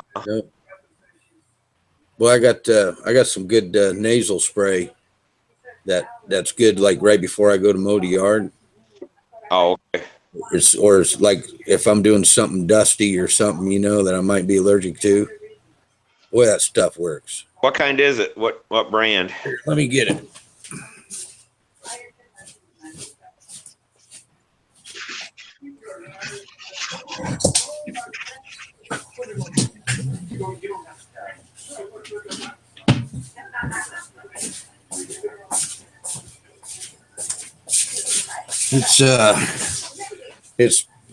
I don't know the first part of it, but it's a steroid in the group of the steroids. Nasal fluticasone propionate. I don't know if you can see that. Oh, okay. Yeah. I don't know if that's the stuff. The doctor's going to work with trying to get me a different brand.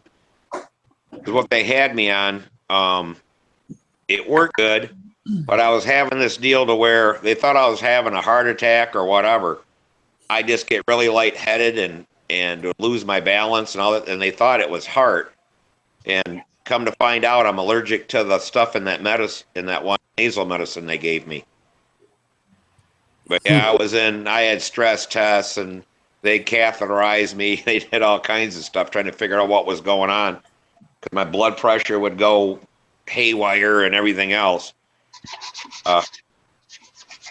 One day I kind of figured it out myself. I was feeling fine and used that before I went out and mowed. I got on the tractor and almost fell off the tractor and stuff. Holy cow. And said something to the doctor and he's like, oh, you're allergic to that, the carrier in that, not actually the medicine, but the stuff that's in with it. I used to use Flonase. I thought about trying that. And the counter. Man, I didn't like it. It burnt. It burnt going in. Oh, okay. That's what it did to me, and they switched me over to this one. This works great. Of course, you know, another thing is these right here don't help. Yeah, I know it. That's what the doctor tells me all the time. Me and the wife are going to do something here next month, and we're getting prepared to quit smoking. I was down at, Get on the vape. I was down at the vapor shop wondering if I could do the vapor thing. Well, it's working good, Sparky. I have one. It's right here. I can't bring it any further because it's charging right now because my buddy, we've got a 2.5 hour trip and there's no smoking in his truck. But you can vape, huh? So I'm going to vape tomorrow.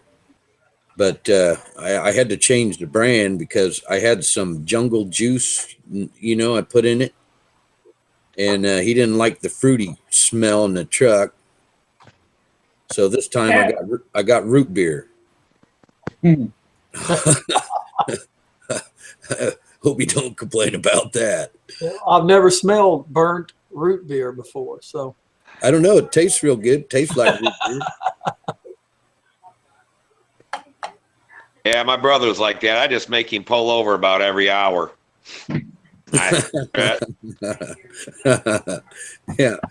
Yeah. You pull over, and you smoke a cigarette in like 5.2 seconds. You hop back in the truck and you're lightheaded for a half hour. You're like, holy cow. Well, that's like when I went to Florida. By the time I did the check-in thing, got on the plane and got to Charlotte, it was about 3.5 hours. And I went outside to have a cigarette. They said, well, you got to come back through all that stuff again. I'm like, yep, that's all right. I went out there and had about 3 cigarettes and then come back through all the stuff and got on my plane and flew to Florida. Now, what happened if you would have went back through and they would have took you in another room and did a cavity check? What's really crazy is that I got my tickets and I go and I get in this big ass line and stuff there. And when I get up there, they said, oh, you don't have to do this. You've been pre-checked. You just go through there. So right on my ticket said that the TSA already pre-checked me, pre-screened me. Why, I don't know. But because I only had a one-way ticket.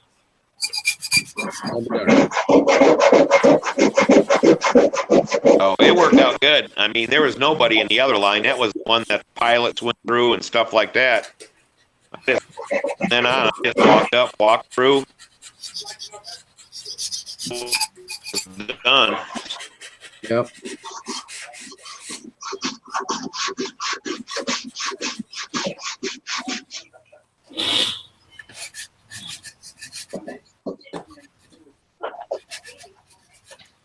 Well, one-way tickets arouse a lot of suspicion amongst the TSA. Oh, okay. Because people that intend to do bad things. Like the guy from Anchorage, Alaska, took a one-way ticket down to Florida. And went to the baggage area and got his. Yeah, that was awful. Yep. People that book one-way tickets tend to do bad things, and it raises security flag. Well, yeah, they wouldn't even let. I had a car already and stuff through. I can't think of the name of the car rental place. I get there, and I don't have a credit card, so I held it on my debit card and stuff. And since I did not have a two-way ticket, they would not give me a car. I'll be darned. I had to go to some damn car place I never heard of before, but they rented me a car. It cost me like $20 more a day, but at least I had a car. You went to Dewey Cheatham and Howe? Yeah. But they gave me a brand new car with 7 miles on it, so that wasn't so bad. Yeah, no, it wasn't. Could you fit in it? Yeah. That's dirty. But yeah, it was. I didn't really want a brand new car. They said, go look at it and circle anything you see. Shit, I took all kinds of pictures with my phone and everything. Any little blemish on that car, from stickers to anything, just so that they right. Yes, I am. Yeah, Frank, is that a junior flight streak? Yes, it is. What motor are you going to put on it? I got a Enya 15. Oh, that'd be a sweet combination. Yeah, it just makes it hugely nose heavy. Yeah, it will be that. Well, you could take the muffler off. There's no rule that says you have to run the muffler. Well, that's true. Yes, there is. What's that? Yes, there is. You got to run them up for. Do you really? Yeah. I didn't know that. I guess Is that like a city ordinance thing? That's something I need to do. I need to just sit back and I need to read the CLPA rules. I've got it. I've got it saved. I've never read through the whole thing. I need to do that.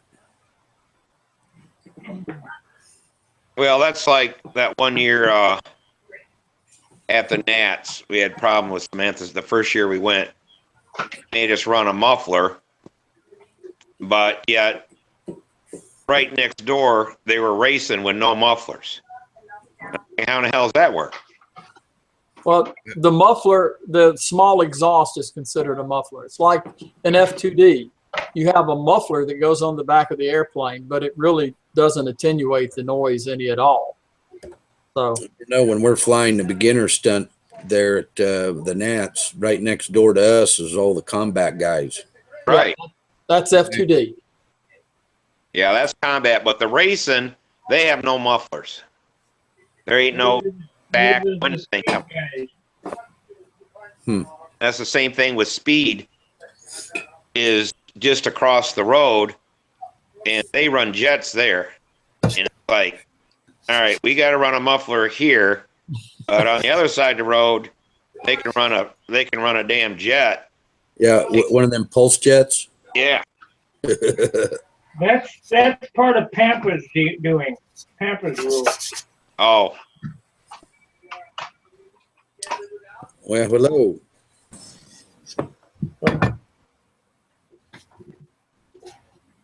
I see you. Well, I did see you, Dave. He's there to turn the light out. Well, he's in Minnesota. It's dark up there. In his house? It's cold. Well, one thing with that Inya 15, Brodak does make a tongue muffler for that. Oh, for the Inya? Yeah, I got one for a 20. It's the same muffler. Does it fit good? You can drop a shitload of weight off that. I'm gonna have to look for that. That was Dave Sigler. That would be pretty sweet. He was on for a second. Now he went off again. Yeah, they do the control line flying group up in Minnesota. His brother Tom used to fly, or I guess he may go occasionally and fly combat F2D. And Tom's also building a real airplane. He just put a picture up on Facebook. I don't know what it is, but it's unusual looking.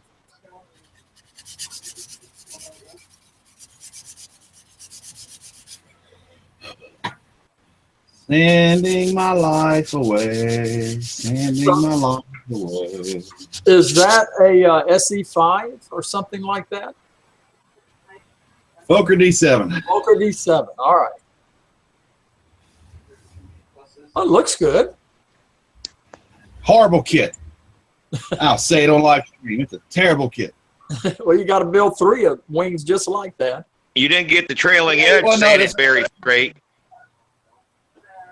Yeah. You got a real one of them at what right time? Yeah.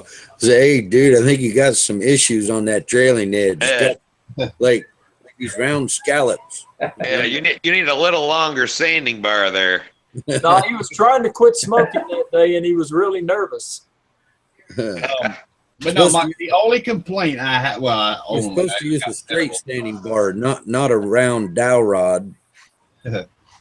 But the drawings, this is the Black Hawk models version of this kit that SIG put out, and it is total shit.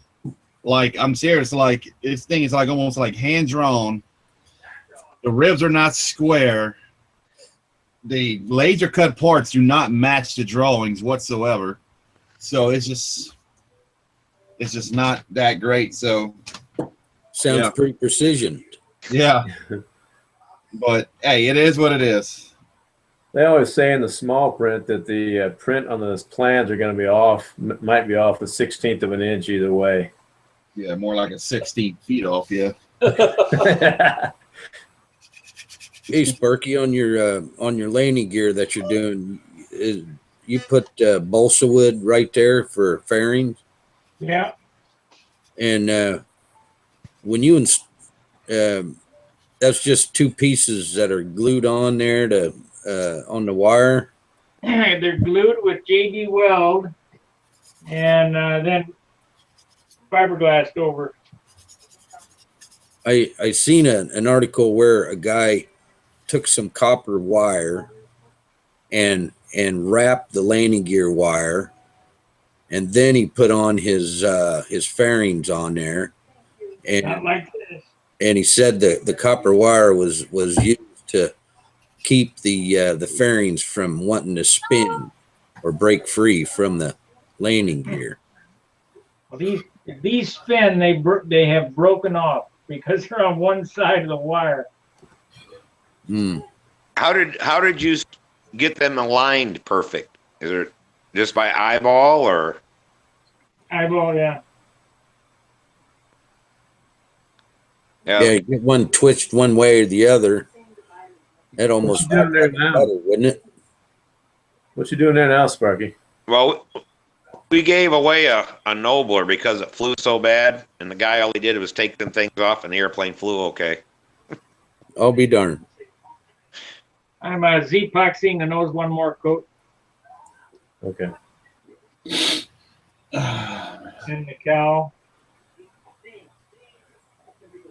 How far you go back with that? Leading edge. Okay.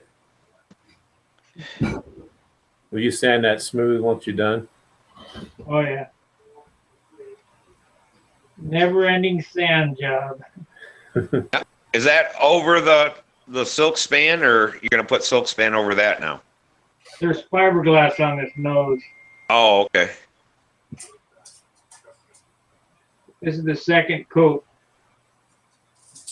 Half ounce, 3/4. quarter. Okay. Half ounce of work. I just happen to have 3/4. What did that wing weigh out without the covering on it, without the flaps and stuff like that when it was all done? 3.5 ounces. 3.5? Yeah. Holy shit. The Well, whole wing completed. The whole wing completed, covered with the flaps, bell crank, lead outs, and everything was 9.5. this one of Samantha's gonna go 9 without the flaps. You still going to be under 40 ounces, Sparky? Oh yeah, I'm at 34 now. Sweet.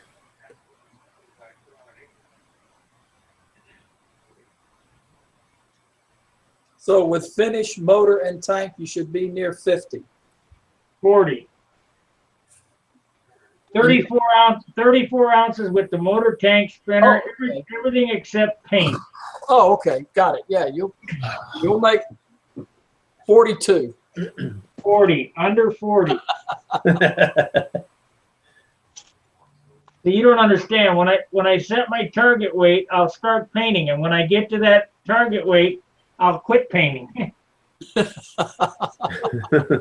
Hi, Ken. Hey, turn your mic on and your camera on. Well, then that's kind of when they say that a foam wing weighs about an ounce more than or an ounce to ounce and a half more than a regular wing, then that's way off. Depends on how it's made. I can tell you now that you guys used the wrong glue to glue the sheeting on. Why is that? 11 grams for the glue. If you would have used Z-epoxy, you put Z-epoxy on the wood and you scrape it all off, all of it off, dry it off, and put it together. It doesn't add any weight. Where everybody said doing it that way, you add about an ounce and a half of weight to a foam wing. The way we did it, we added 3/4 of an ounce. I'm half of Z-epoxy. What'd you use? You use what'd you use there? Foam Safe CA. Oh, So it's like I couldn't get the damn skins on there any lighter than that. I mean, I'm half of what epoxy would be. So we did 3/4 of an ounce for both wing panels. But with the wood and everything, each wing panel with the tip, weight box, and everything like that weighs 4.3 ounces. That wing's gonna, it's not sanded or anything. but that ain't going to take that much off. That wing's going to go over 9 ounces. How Yeah, big that's a wing? What's the wingspan on it? I'm not. It's 580 square inches or whatever, 580 something. 50 inches. Yeah, I can. I don't know if I got a tape measure up here or not. I can. Probably 60 inches. Let me see what the plan says here.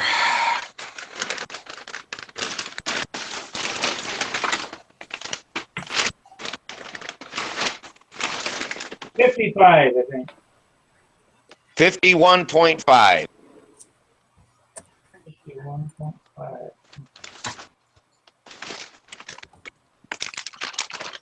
Hey, Steve.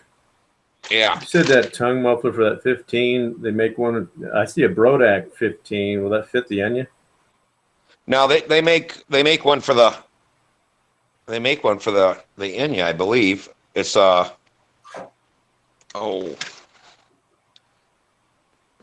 think it's for Big Art. If you look under mufflers, Yeah. it doesn't say Enya 15 on there? I haven't seen an Enya. I saw an Enya 29 to 35, but not. Oh, maybe it's Randy that has it then. I would have to find it. It might, Okay, yeah. might be Randy who makes that. Has that Okay. made the Enya 15. Okay, if you find it, let me know because I'd like to get one. All right. Yeah, that'll knock off over an ounce. Yeah. On your airplane you're building there, if you're at 50 ounces, you'll be fine. Just for the junior flight streak?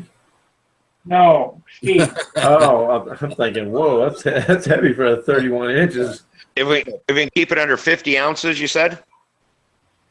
Yeah. You won't make 40. You won't be in the 40s.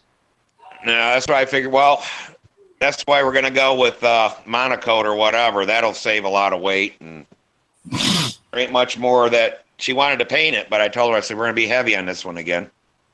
My Stuka wing, it's 530 square and everything installed, no covering and no dope on the balsa wood yet to seal it. And it's 6.2. That include the flaps and the bell crank and The bell crank, the flaps, the push rod, the lead outs, tips, weight box. the weight box, tips, the whole 9 yards. I just don't have any dope on it and no covering. Could be 9 ounces.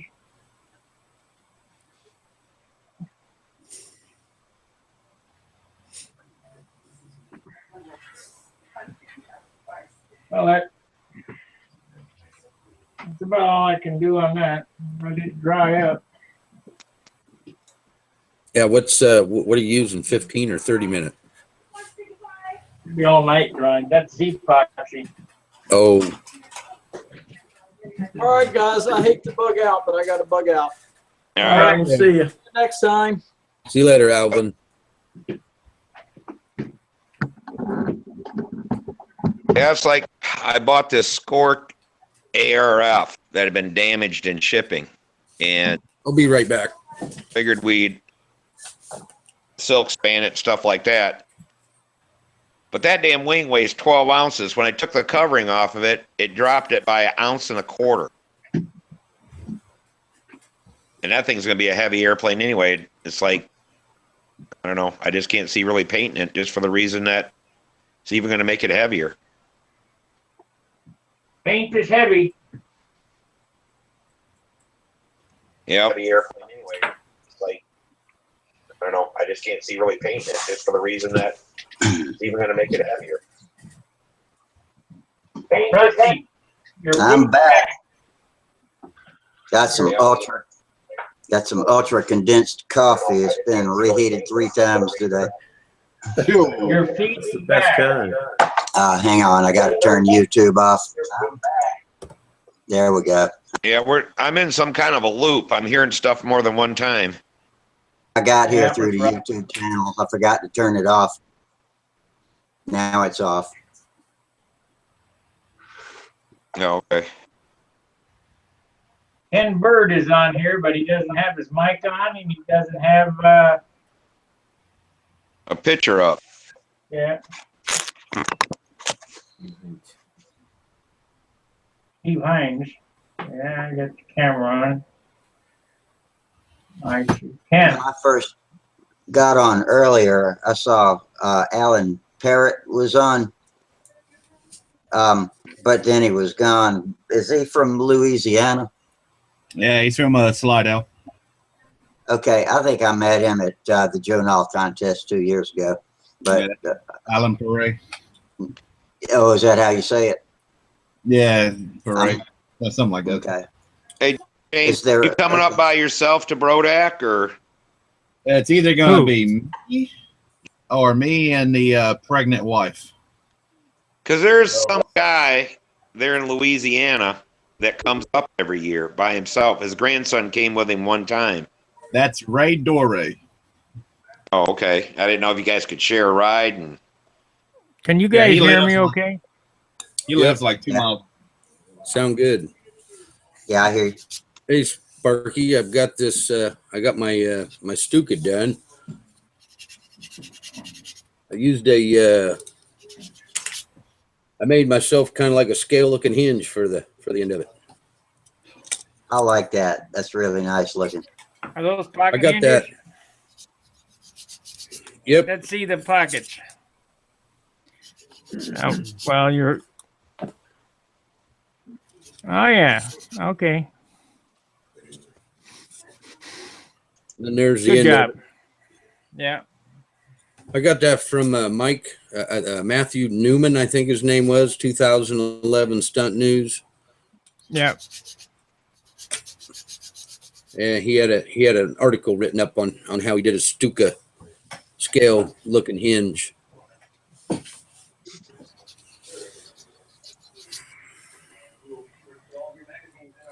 Yeah, Steve. Ray lives like not even 2 miles away from me. oh, okay. But he's the one I went to fly with a few weeks, like a month ago. He's gonna be retiring in March, so he'll be flying a lot more. Yeah, I thought maybe you guys could ride together. That's got to be about 1,200, 1,100 miles. 18-hour drive. Wow. It'd be a long Me- drive if I happened to go by myself. Takes me 13. I'm like 2 hours away. But I know going just to how long Brodak, leaving that. you guys talked about going to Brodak. It takes us about 7.5 to get there. Where at Brodak? Yeah, I don't know how long it's going to take this year because it won't seem bad. I'll be sleeping. I told Samantha I'm going to sleep this year and she can drive. Where you live at there? Grand Rapids, Michigan. Michigan. Okay, I thought it was. I was going to say Minnesota, but Michigan. Yeah. It's about a 9-hour drive for me from where I'm at in Illinois.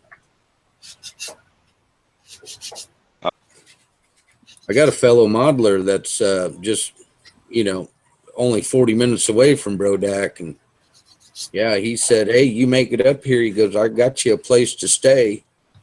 Heck, that's the battle right there. Is a hotel fee. Yeah. Yeah. How far are the Philly Flyers from Brodak? Does anybody know? Well, they're in About Philadelphia, Pennsylvania. 5 hours. aren't they? Are they that far? Yeah. Okay. Pennsylvania's a long state. Yeah. Does anybody remember how to open the profile up here again? On If you click on your own picture, let's see. No, that didn't work. Click.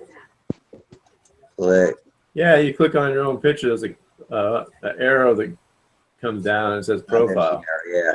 Yep. That's it.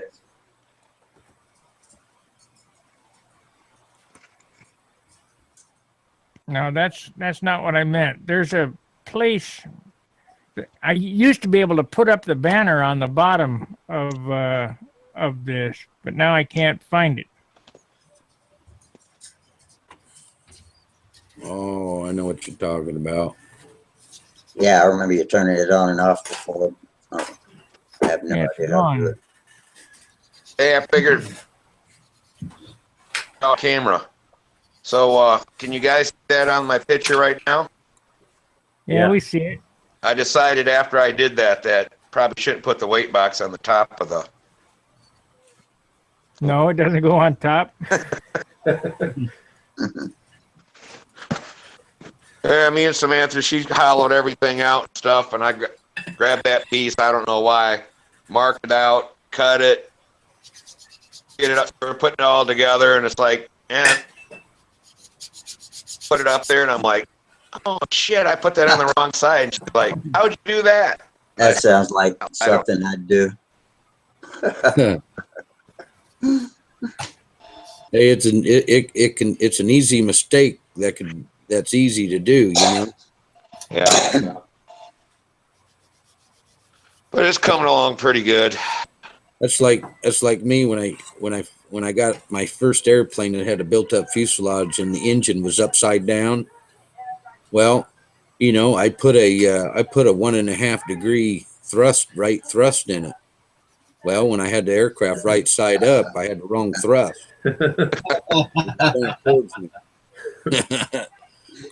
Jim Thomerson accidentally built a plane that flew clockwise instead of counterclockwise. Yeah, that thing's hollow. What is that, like a take apart?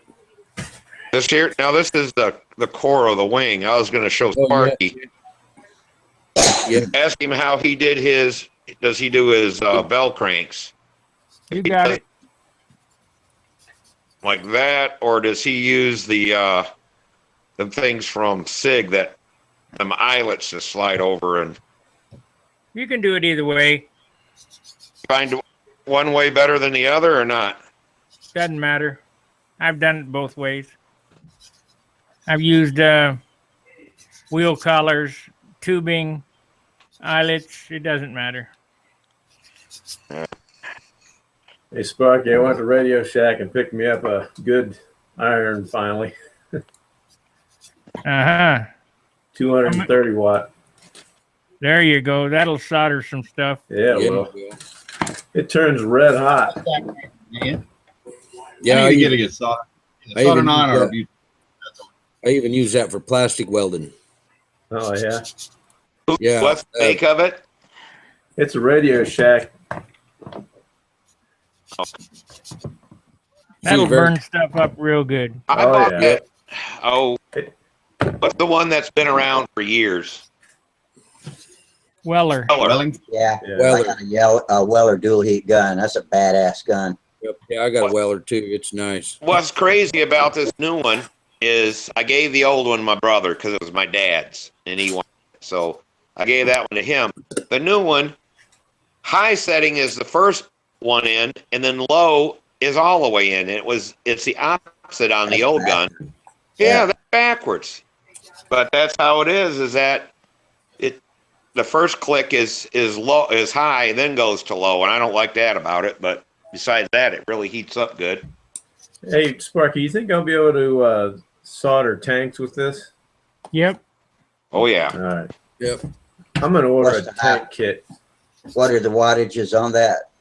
180. Oh no, 150 and 230. Okay. I got a 30 watt you can try.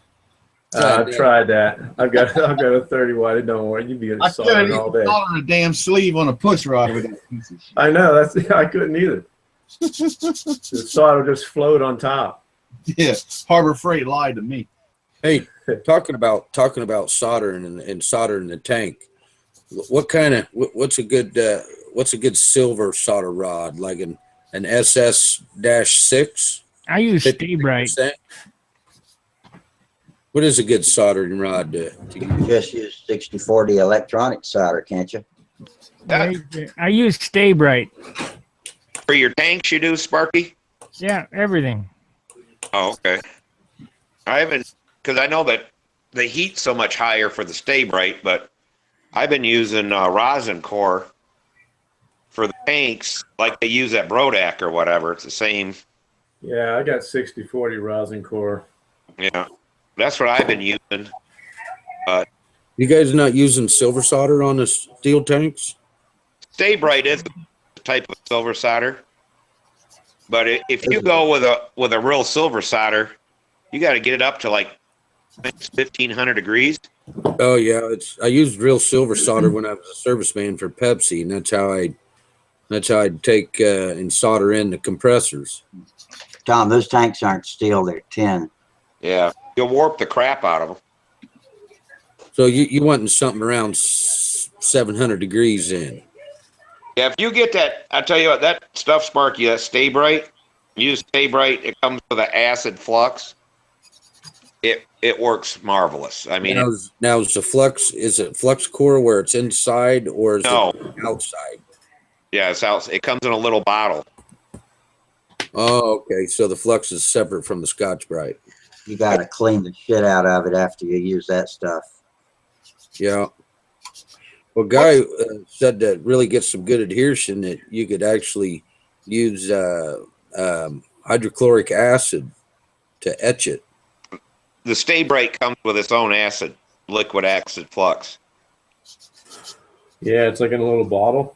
Yeah, it comes in a little tube, and the solder is wrapped around the bottle of flux. Oh. But it works real good. You can use paste on it.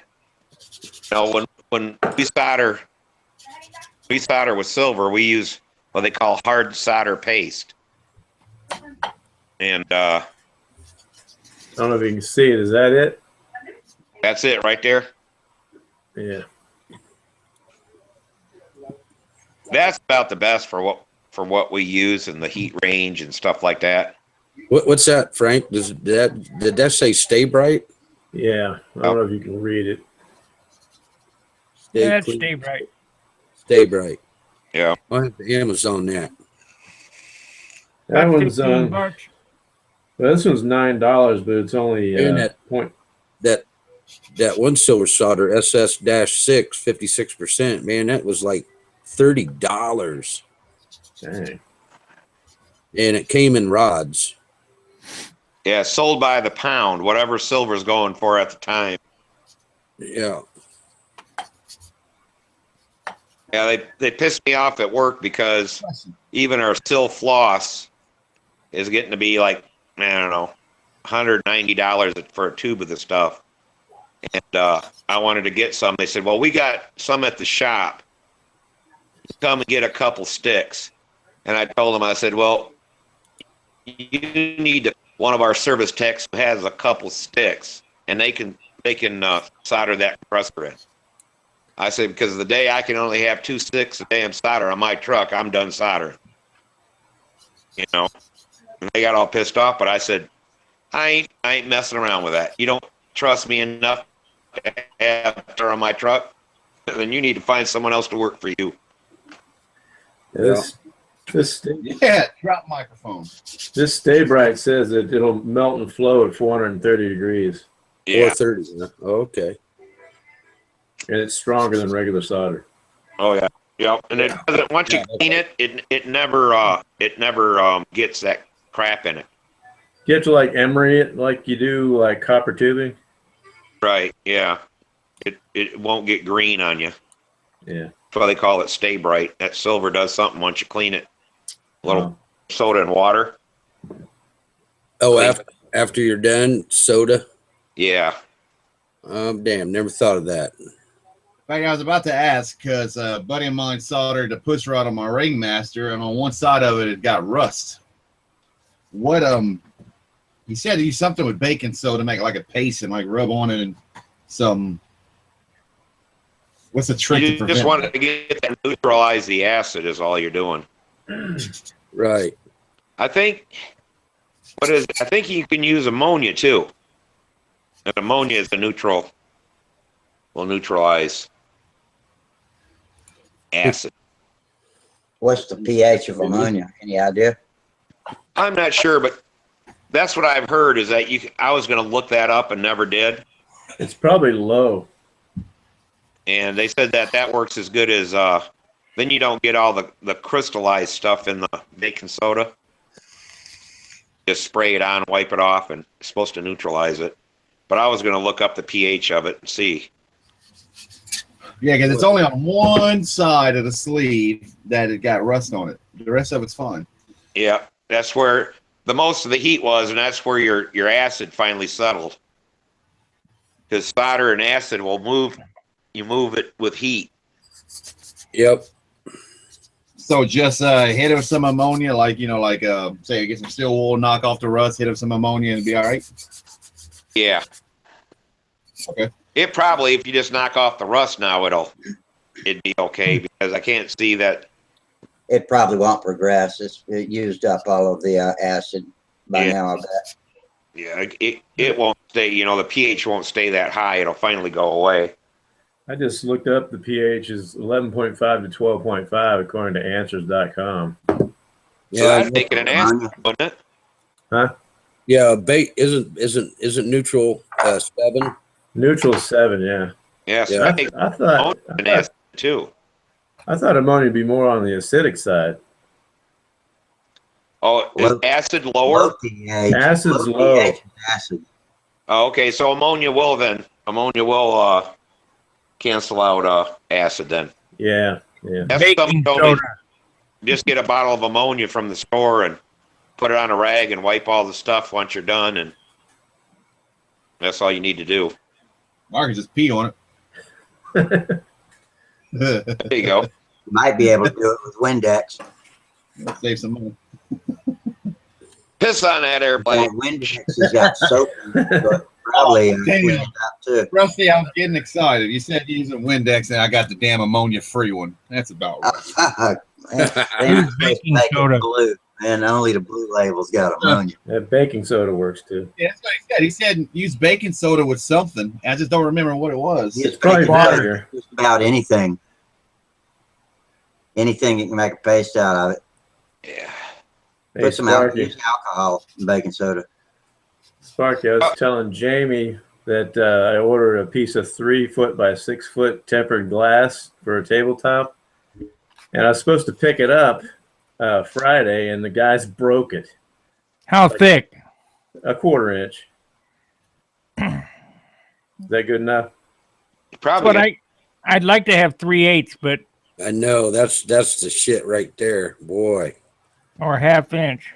Yeah. Well, I was talking because I was looking at buying glass too, and I talked to the guy there at the glass shop, and he told me the thing is tempered glass, you can't work with tools around it, because all you got to do is hit a tool on the edge of that, even if it's rounded. He said it'll shatter that whole piece. Yeah. He said, Well, I've been doing it for 20 years and I ain't broke them yet. You haven't broke one? No. That's what I need to use regular glass. You'd be less likely to break it, but I don't know. I guess everybody has their opinions. I was going to use tempered.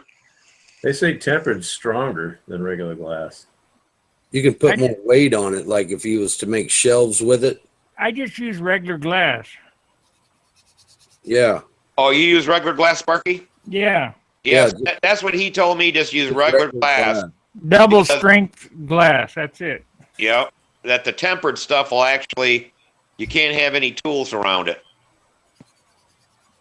Because if you just one little teeny nick, it'll shatter that whole piece. So, I'm like, well, I have to think about it then. That's what tempered glass does? Is that what you're saying? Yeah, it's made so it won't cut you. It's like what they make windows in cars with. Right. Well, it shatters into little cubes. Yeah, windows in cars are a little different because when they make the glass, there's plastic. Well, that's the windshield. Plastic in between. That's the windshield. Yeah, I nicked my van glass backing out of this tight spot job we're doing. I caught it right on the edge, and I heard it go tink, and I looked and I'm like, oh, good. It only knocked that little chip out of it. The first bump I hit, the whole damn window fell out of my van. Yeah, the back and side glass is tempered, so it'll smash in little bits. I say you had a bad day there, Steve, when that happened. Yeah, actually, my boss laughed because they were doing some kind of meat case. They had to do something for this Myers store. They broke like 4 of them. All they had to do is, he said, if you scratched it, then you did anything, you touched it after that, it just shattered. They had a hell of a time with it. So they ended up going to some kind of, must have been like a windshield, a safety glass, instead of going with tempered.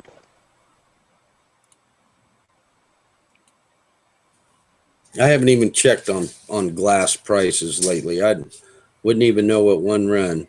Well, that 3x6 that I was going to get, that 1/4 inch, was $95. Wow, never mind. I don't want no glass. I want to get me a piece of slate again. Hey, yeah.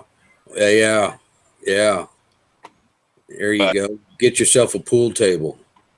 Well, that's like with a 3-piece slate in it. Yep. But you can go, I guess there's a place up here by me now that does kitchen countertops and stuff. And I'm going to stop in there and see. They said that you can get pieces from them pretty cheap. Yeah, like chip pieces or something like that. Yeah, because you really only need one, 60 inches long maybe? Yeah. I wouldn't know about the slate. I mean, how would that do on glue and adhesives, like CA? We used to glue right to it right off. And then just take a razor blade and take CA right off of everything. Off the slate, though? Yeah. Okay. Yeah, it was kind of like glass. Yeah. Does that make it, if it's not Italian plate, you're good to go. What I would do, I would find an old, how can I say, a game amusement business, that supplies, like arcade games, pool tables, shit like that. Oh, yeah. Find an old bar box, which is, the small 7-foot pool tables that they're going to throw away, or find one that's got damaged slate or whatnot. There you go. I'm getting pretty cheap that way. I like now I ain't got a lie. It's heavy as hell. I like to have me a piece of granite countertop. Well, I gotta answer these guys. There's some live chat here that I didn't see. Alan Perrette says I had a cowl problem because I didn't build it from the inside out. Lawrence Sanchez asks, how well does monocoat stick to superfill? It doesn't. Hogs and Plains says it's been a while. He's at work, so he can't join tonight. Minnesota Mike says hello. Evo Oi Lee or whatever says, hi, I'm Evo. I'm disappointed. I have not been able to find any U-Control people in Hot Springs, Arkansas. I have not flown in about 5 years. Where can I find Ambroid? Cool. Well, you can find Ambroid at Brodax. Yeah, the Ryder Hobby Shop here in town just ran out again of Ambroid, and they said they can't get it again. He got four big cases of it, and it went right away. But I like Sig Ambroid for hinges. I always used Ambroid, and then I was out, so I used that. Testers is pretty good. Sig, I can't think what Sig calls theirs. Segment. Segment, yeah. Segment. I use Segment on this Pheno. They're from RSM. It worked so much better than Ambroid ever did on cloth hinges. It was so I won't even use Ambroid anymore. What about testers? That's what I use. You got an opinion on that? I use the green or the brown. I haven't seen that at the hobby shop in a while. I mean, anymore, if it ain't CA or epoxy, they don't even carry the glue like they used to. I know they got plastic glue now that's looks like water. A little brush how they glue it. James, you use CA on them, on hinges? That's what I use. The one I use is this extra thick 10 to 25 second. That way I have time to put it in there and it ain't, And get it positioned, yeah. I just use my hinges are made of wood. Here, Wood glue in the wood. That's my Look at this. That extra thin stuff, man, you got to be careful with that. That's plastic glue. Now you're using CA to glue in plastic hinges. Yep. You make it. I don't know, dude. I don't know if I'd trust that. I don't think it'll hold them. I You're would- talking about nylon, like those Dubro pin hinges? Or CA hinges. I use them on the nylon. I ain't had a problem. Okay. Okay. I always use epoxy. I use laminating epoxy. I use just regular old hobby store 2-part epoxy, 30-minute. Yeah. I wish you could still get 60. Well, see, I went to get some 60 epoxy, which they do make, and I had to go to a boat store, and they wanted $100 some for it, and I'm like, well, Gosh. I don't want it that bad. Why did they quit putting it in Lowe's? You know, I mean, Loctite 60-minute was great stuff. Everybody wants stuff fast anymore, I guess. But if you use Z-Epoxy or the Smith laminating epoxy, when it's thin, it takes about an hour for it to set. 20 minutes in a tub of whatever. You know, you're mixing, a little ounce cup. That'll go hard in 20 minutes. But when it's thin, it'll take an hour before it won't set. So that's why I've been using the laminating epoxy. Yeah. And I did some test deals and pulled them apart, and you pull the wood apart before you do the other. I've been having trouble with my hobby shop epoxy getting too brittle lately. This last batch, I can't seem to. I guess I need to put more hardener in it. That usually makes it a little more flexible. Up until now, it's been pretty good. You pretty much do it 50-50, and you got to be careful when you don't use a cup. I use paper, and you got to fold the paper up and look at it over the edge because one puddle's taller than the other. So you got to consider that when you're looking at how big around they are when you pour it out on a piece of paper before you mix it. That's Frank, my method of doing it. Painting that airplane, or are you covering it with plastic, or? I'm going to cover the fuse and tail surfaces in silk span. I'm using polyspan on the wing. Oh, okay. I've never tried polyspan, but I'm used to monocoat, so I'm going to give it a shot. I'll tell you an easy way to do polyspan, and I've done 2 of them like this now. You get 6 sticks, and you go around the complete outside edges of it. Mm-hmm. Iron it on. Oh, yeah. And tighten it up with a hairdryer or whatever, and then stick it down to the wood with nitrate dope.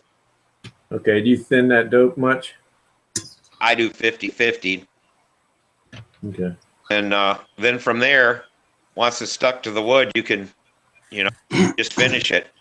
But I watched a deal on YouTube on how to do polyspan on under camber wings. It was a soaring deal.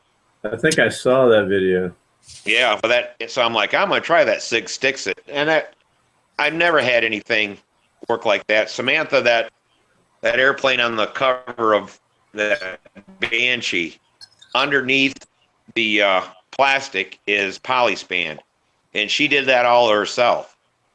It works so easy that, and when you heat polyspan with an iron, you can pull it around corners, and it's perfect. It's kind of like doing the old on a silk job.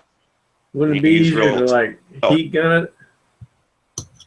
No, you got to do it with an iron around the edges, and then you can tighten it with a heat gun.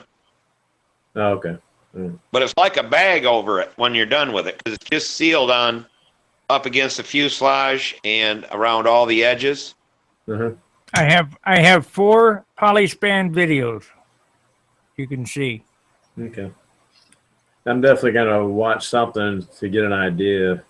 You know, I've never used it, so. Yeah, you can watch them. I've done them both ways. I've done them with dope, but Sig Sticks it is like a thick dope, and you can iron to it, and it makes it so easy that it's there, it don't move. Okay. You can, I don't know, you can put down a wing in 5 minutes, get it all, put it all on there and iron it all in and have it heat and ready to cover it in 5 minutes. You don't have to wait for the dope to dry like you do using dope to put it down. I've done it that way, but then when you use the nitrate dope, it cuts right into that Sig Sticks somehow because it's made of the same stuff. But that's what I found the easiest. You can do it the other ways too, but it's harder to get it to go around corners and pull until the dope dries and everything. I have before. What's the supper, James? Wingtips and just and do the wingtips separately with silk span. Right. Because I couldn't get the wrinkles out of the tip with the poly span, and I worked at it forever, and so I just that last rib there at the tip, I just cut the poly span off, and I went with silk span to cover the tip, and you can't see the. I guess Frank has done a test chat. Yeah, I just want to make sure it works.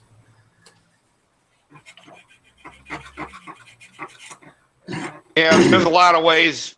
I found that with the Sig Sticks that you can pull it around any wingtip without a wrinkle in it.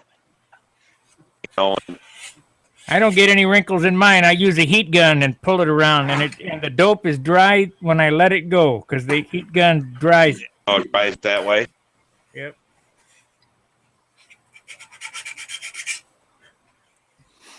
And if you got a stubborn area, CA. I will CA at right place. Yep. Well, the next one of my airplanes that I'm going to paint, I'm going to try polyspan. I'm trying to put tissue over top of it. See if the finish comes out as nice as a regular, you know, with your silk span. I'm gonna try doing my paint scheme by brushing on the dope over the poly span. I hope I hope it don't show a bunch of brush marks. You gotta learn how to flow it. Yeah, That's all. I had a friend that could do it. You'd swear to God he painted it with a damn spray gun, but I can't. You can tell I brush it. I don't know. Now, I have a Badger airbrush, like a touch-up gun. Can you spray dope through that? Yeah. Oh, yeah. How much do you have to thin it to spray it? Much as it takes. Yeah, So probably over. Experiment. Yeah, probably well over 50%, but 64. atomize so quick it doesn't really seem to affect. As much as it takes, Frank. Yeah. 60-40 is a popular number. So I'll start with just straight dope and see how that works. You get spider web. Yeah. Blob, and that'd be it. Hey, maybe if you use straight dope on the color, you could kind of draw your stuff on there. Yeah. Spray like a squirt gun. If Yeah. you take a paint gun and if you turn the pressure up and you put straight dope in it and pull the trigger, it'll come out like spider webs. Really? Oh yeah. Now, all I have is a Badger air compressor. With a Badger gun. Was that going to be good enough to spray dope with? 60-40. Yeah. 60-40? It should Yeah, be. otherwise, the way we're talking about it, it looks like that party spray can that comes out. Silly string. Silly string. Yeah.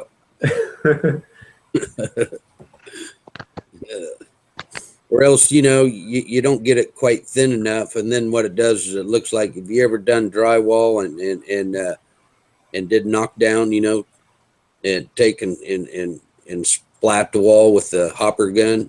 Yeah. Yeah. Yeah, I got you. Well, guys, I think I'm going to call it a night. All right. Yeah. Been a I've got to long get day. up at 4 in the morning and get to a swap meet, so I got to get off here too. Everybody, All right. everybody Glad I came watching back. this. Had All a right, good guys. time. See you later. See y'all later. You guys later.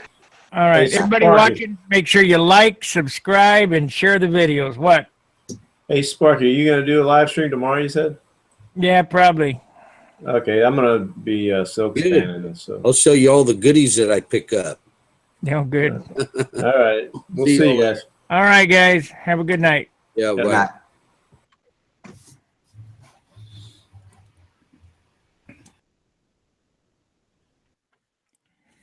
Well, that ends the live stream tonight.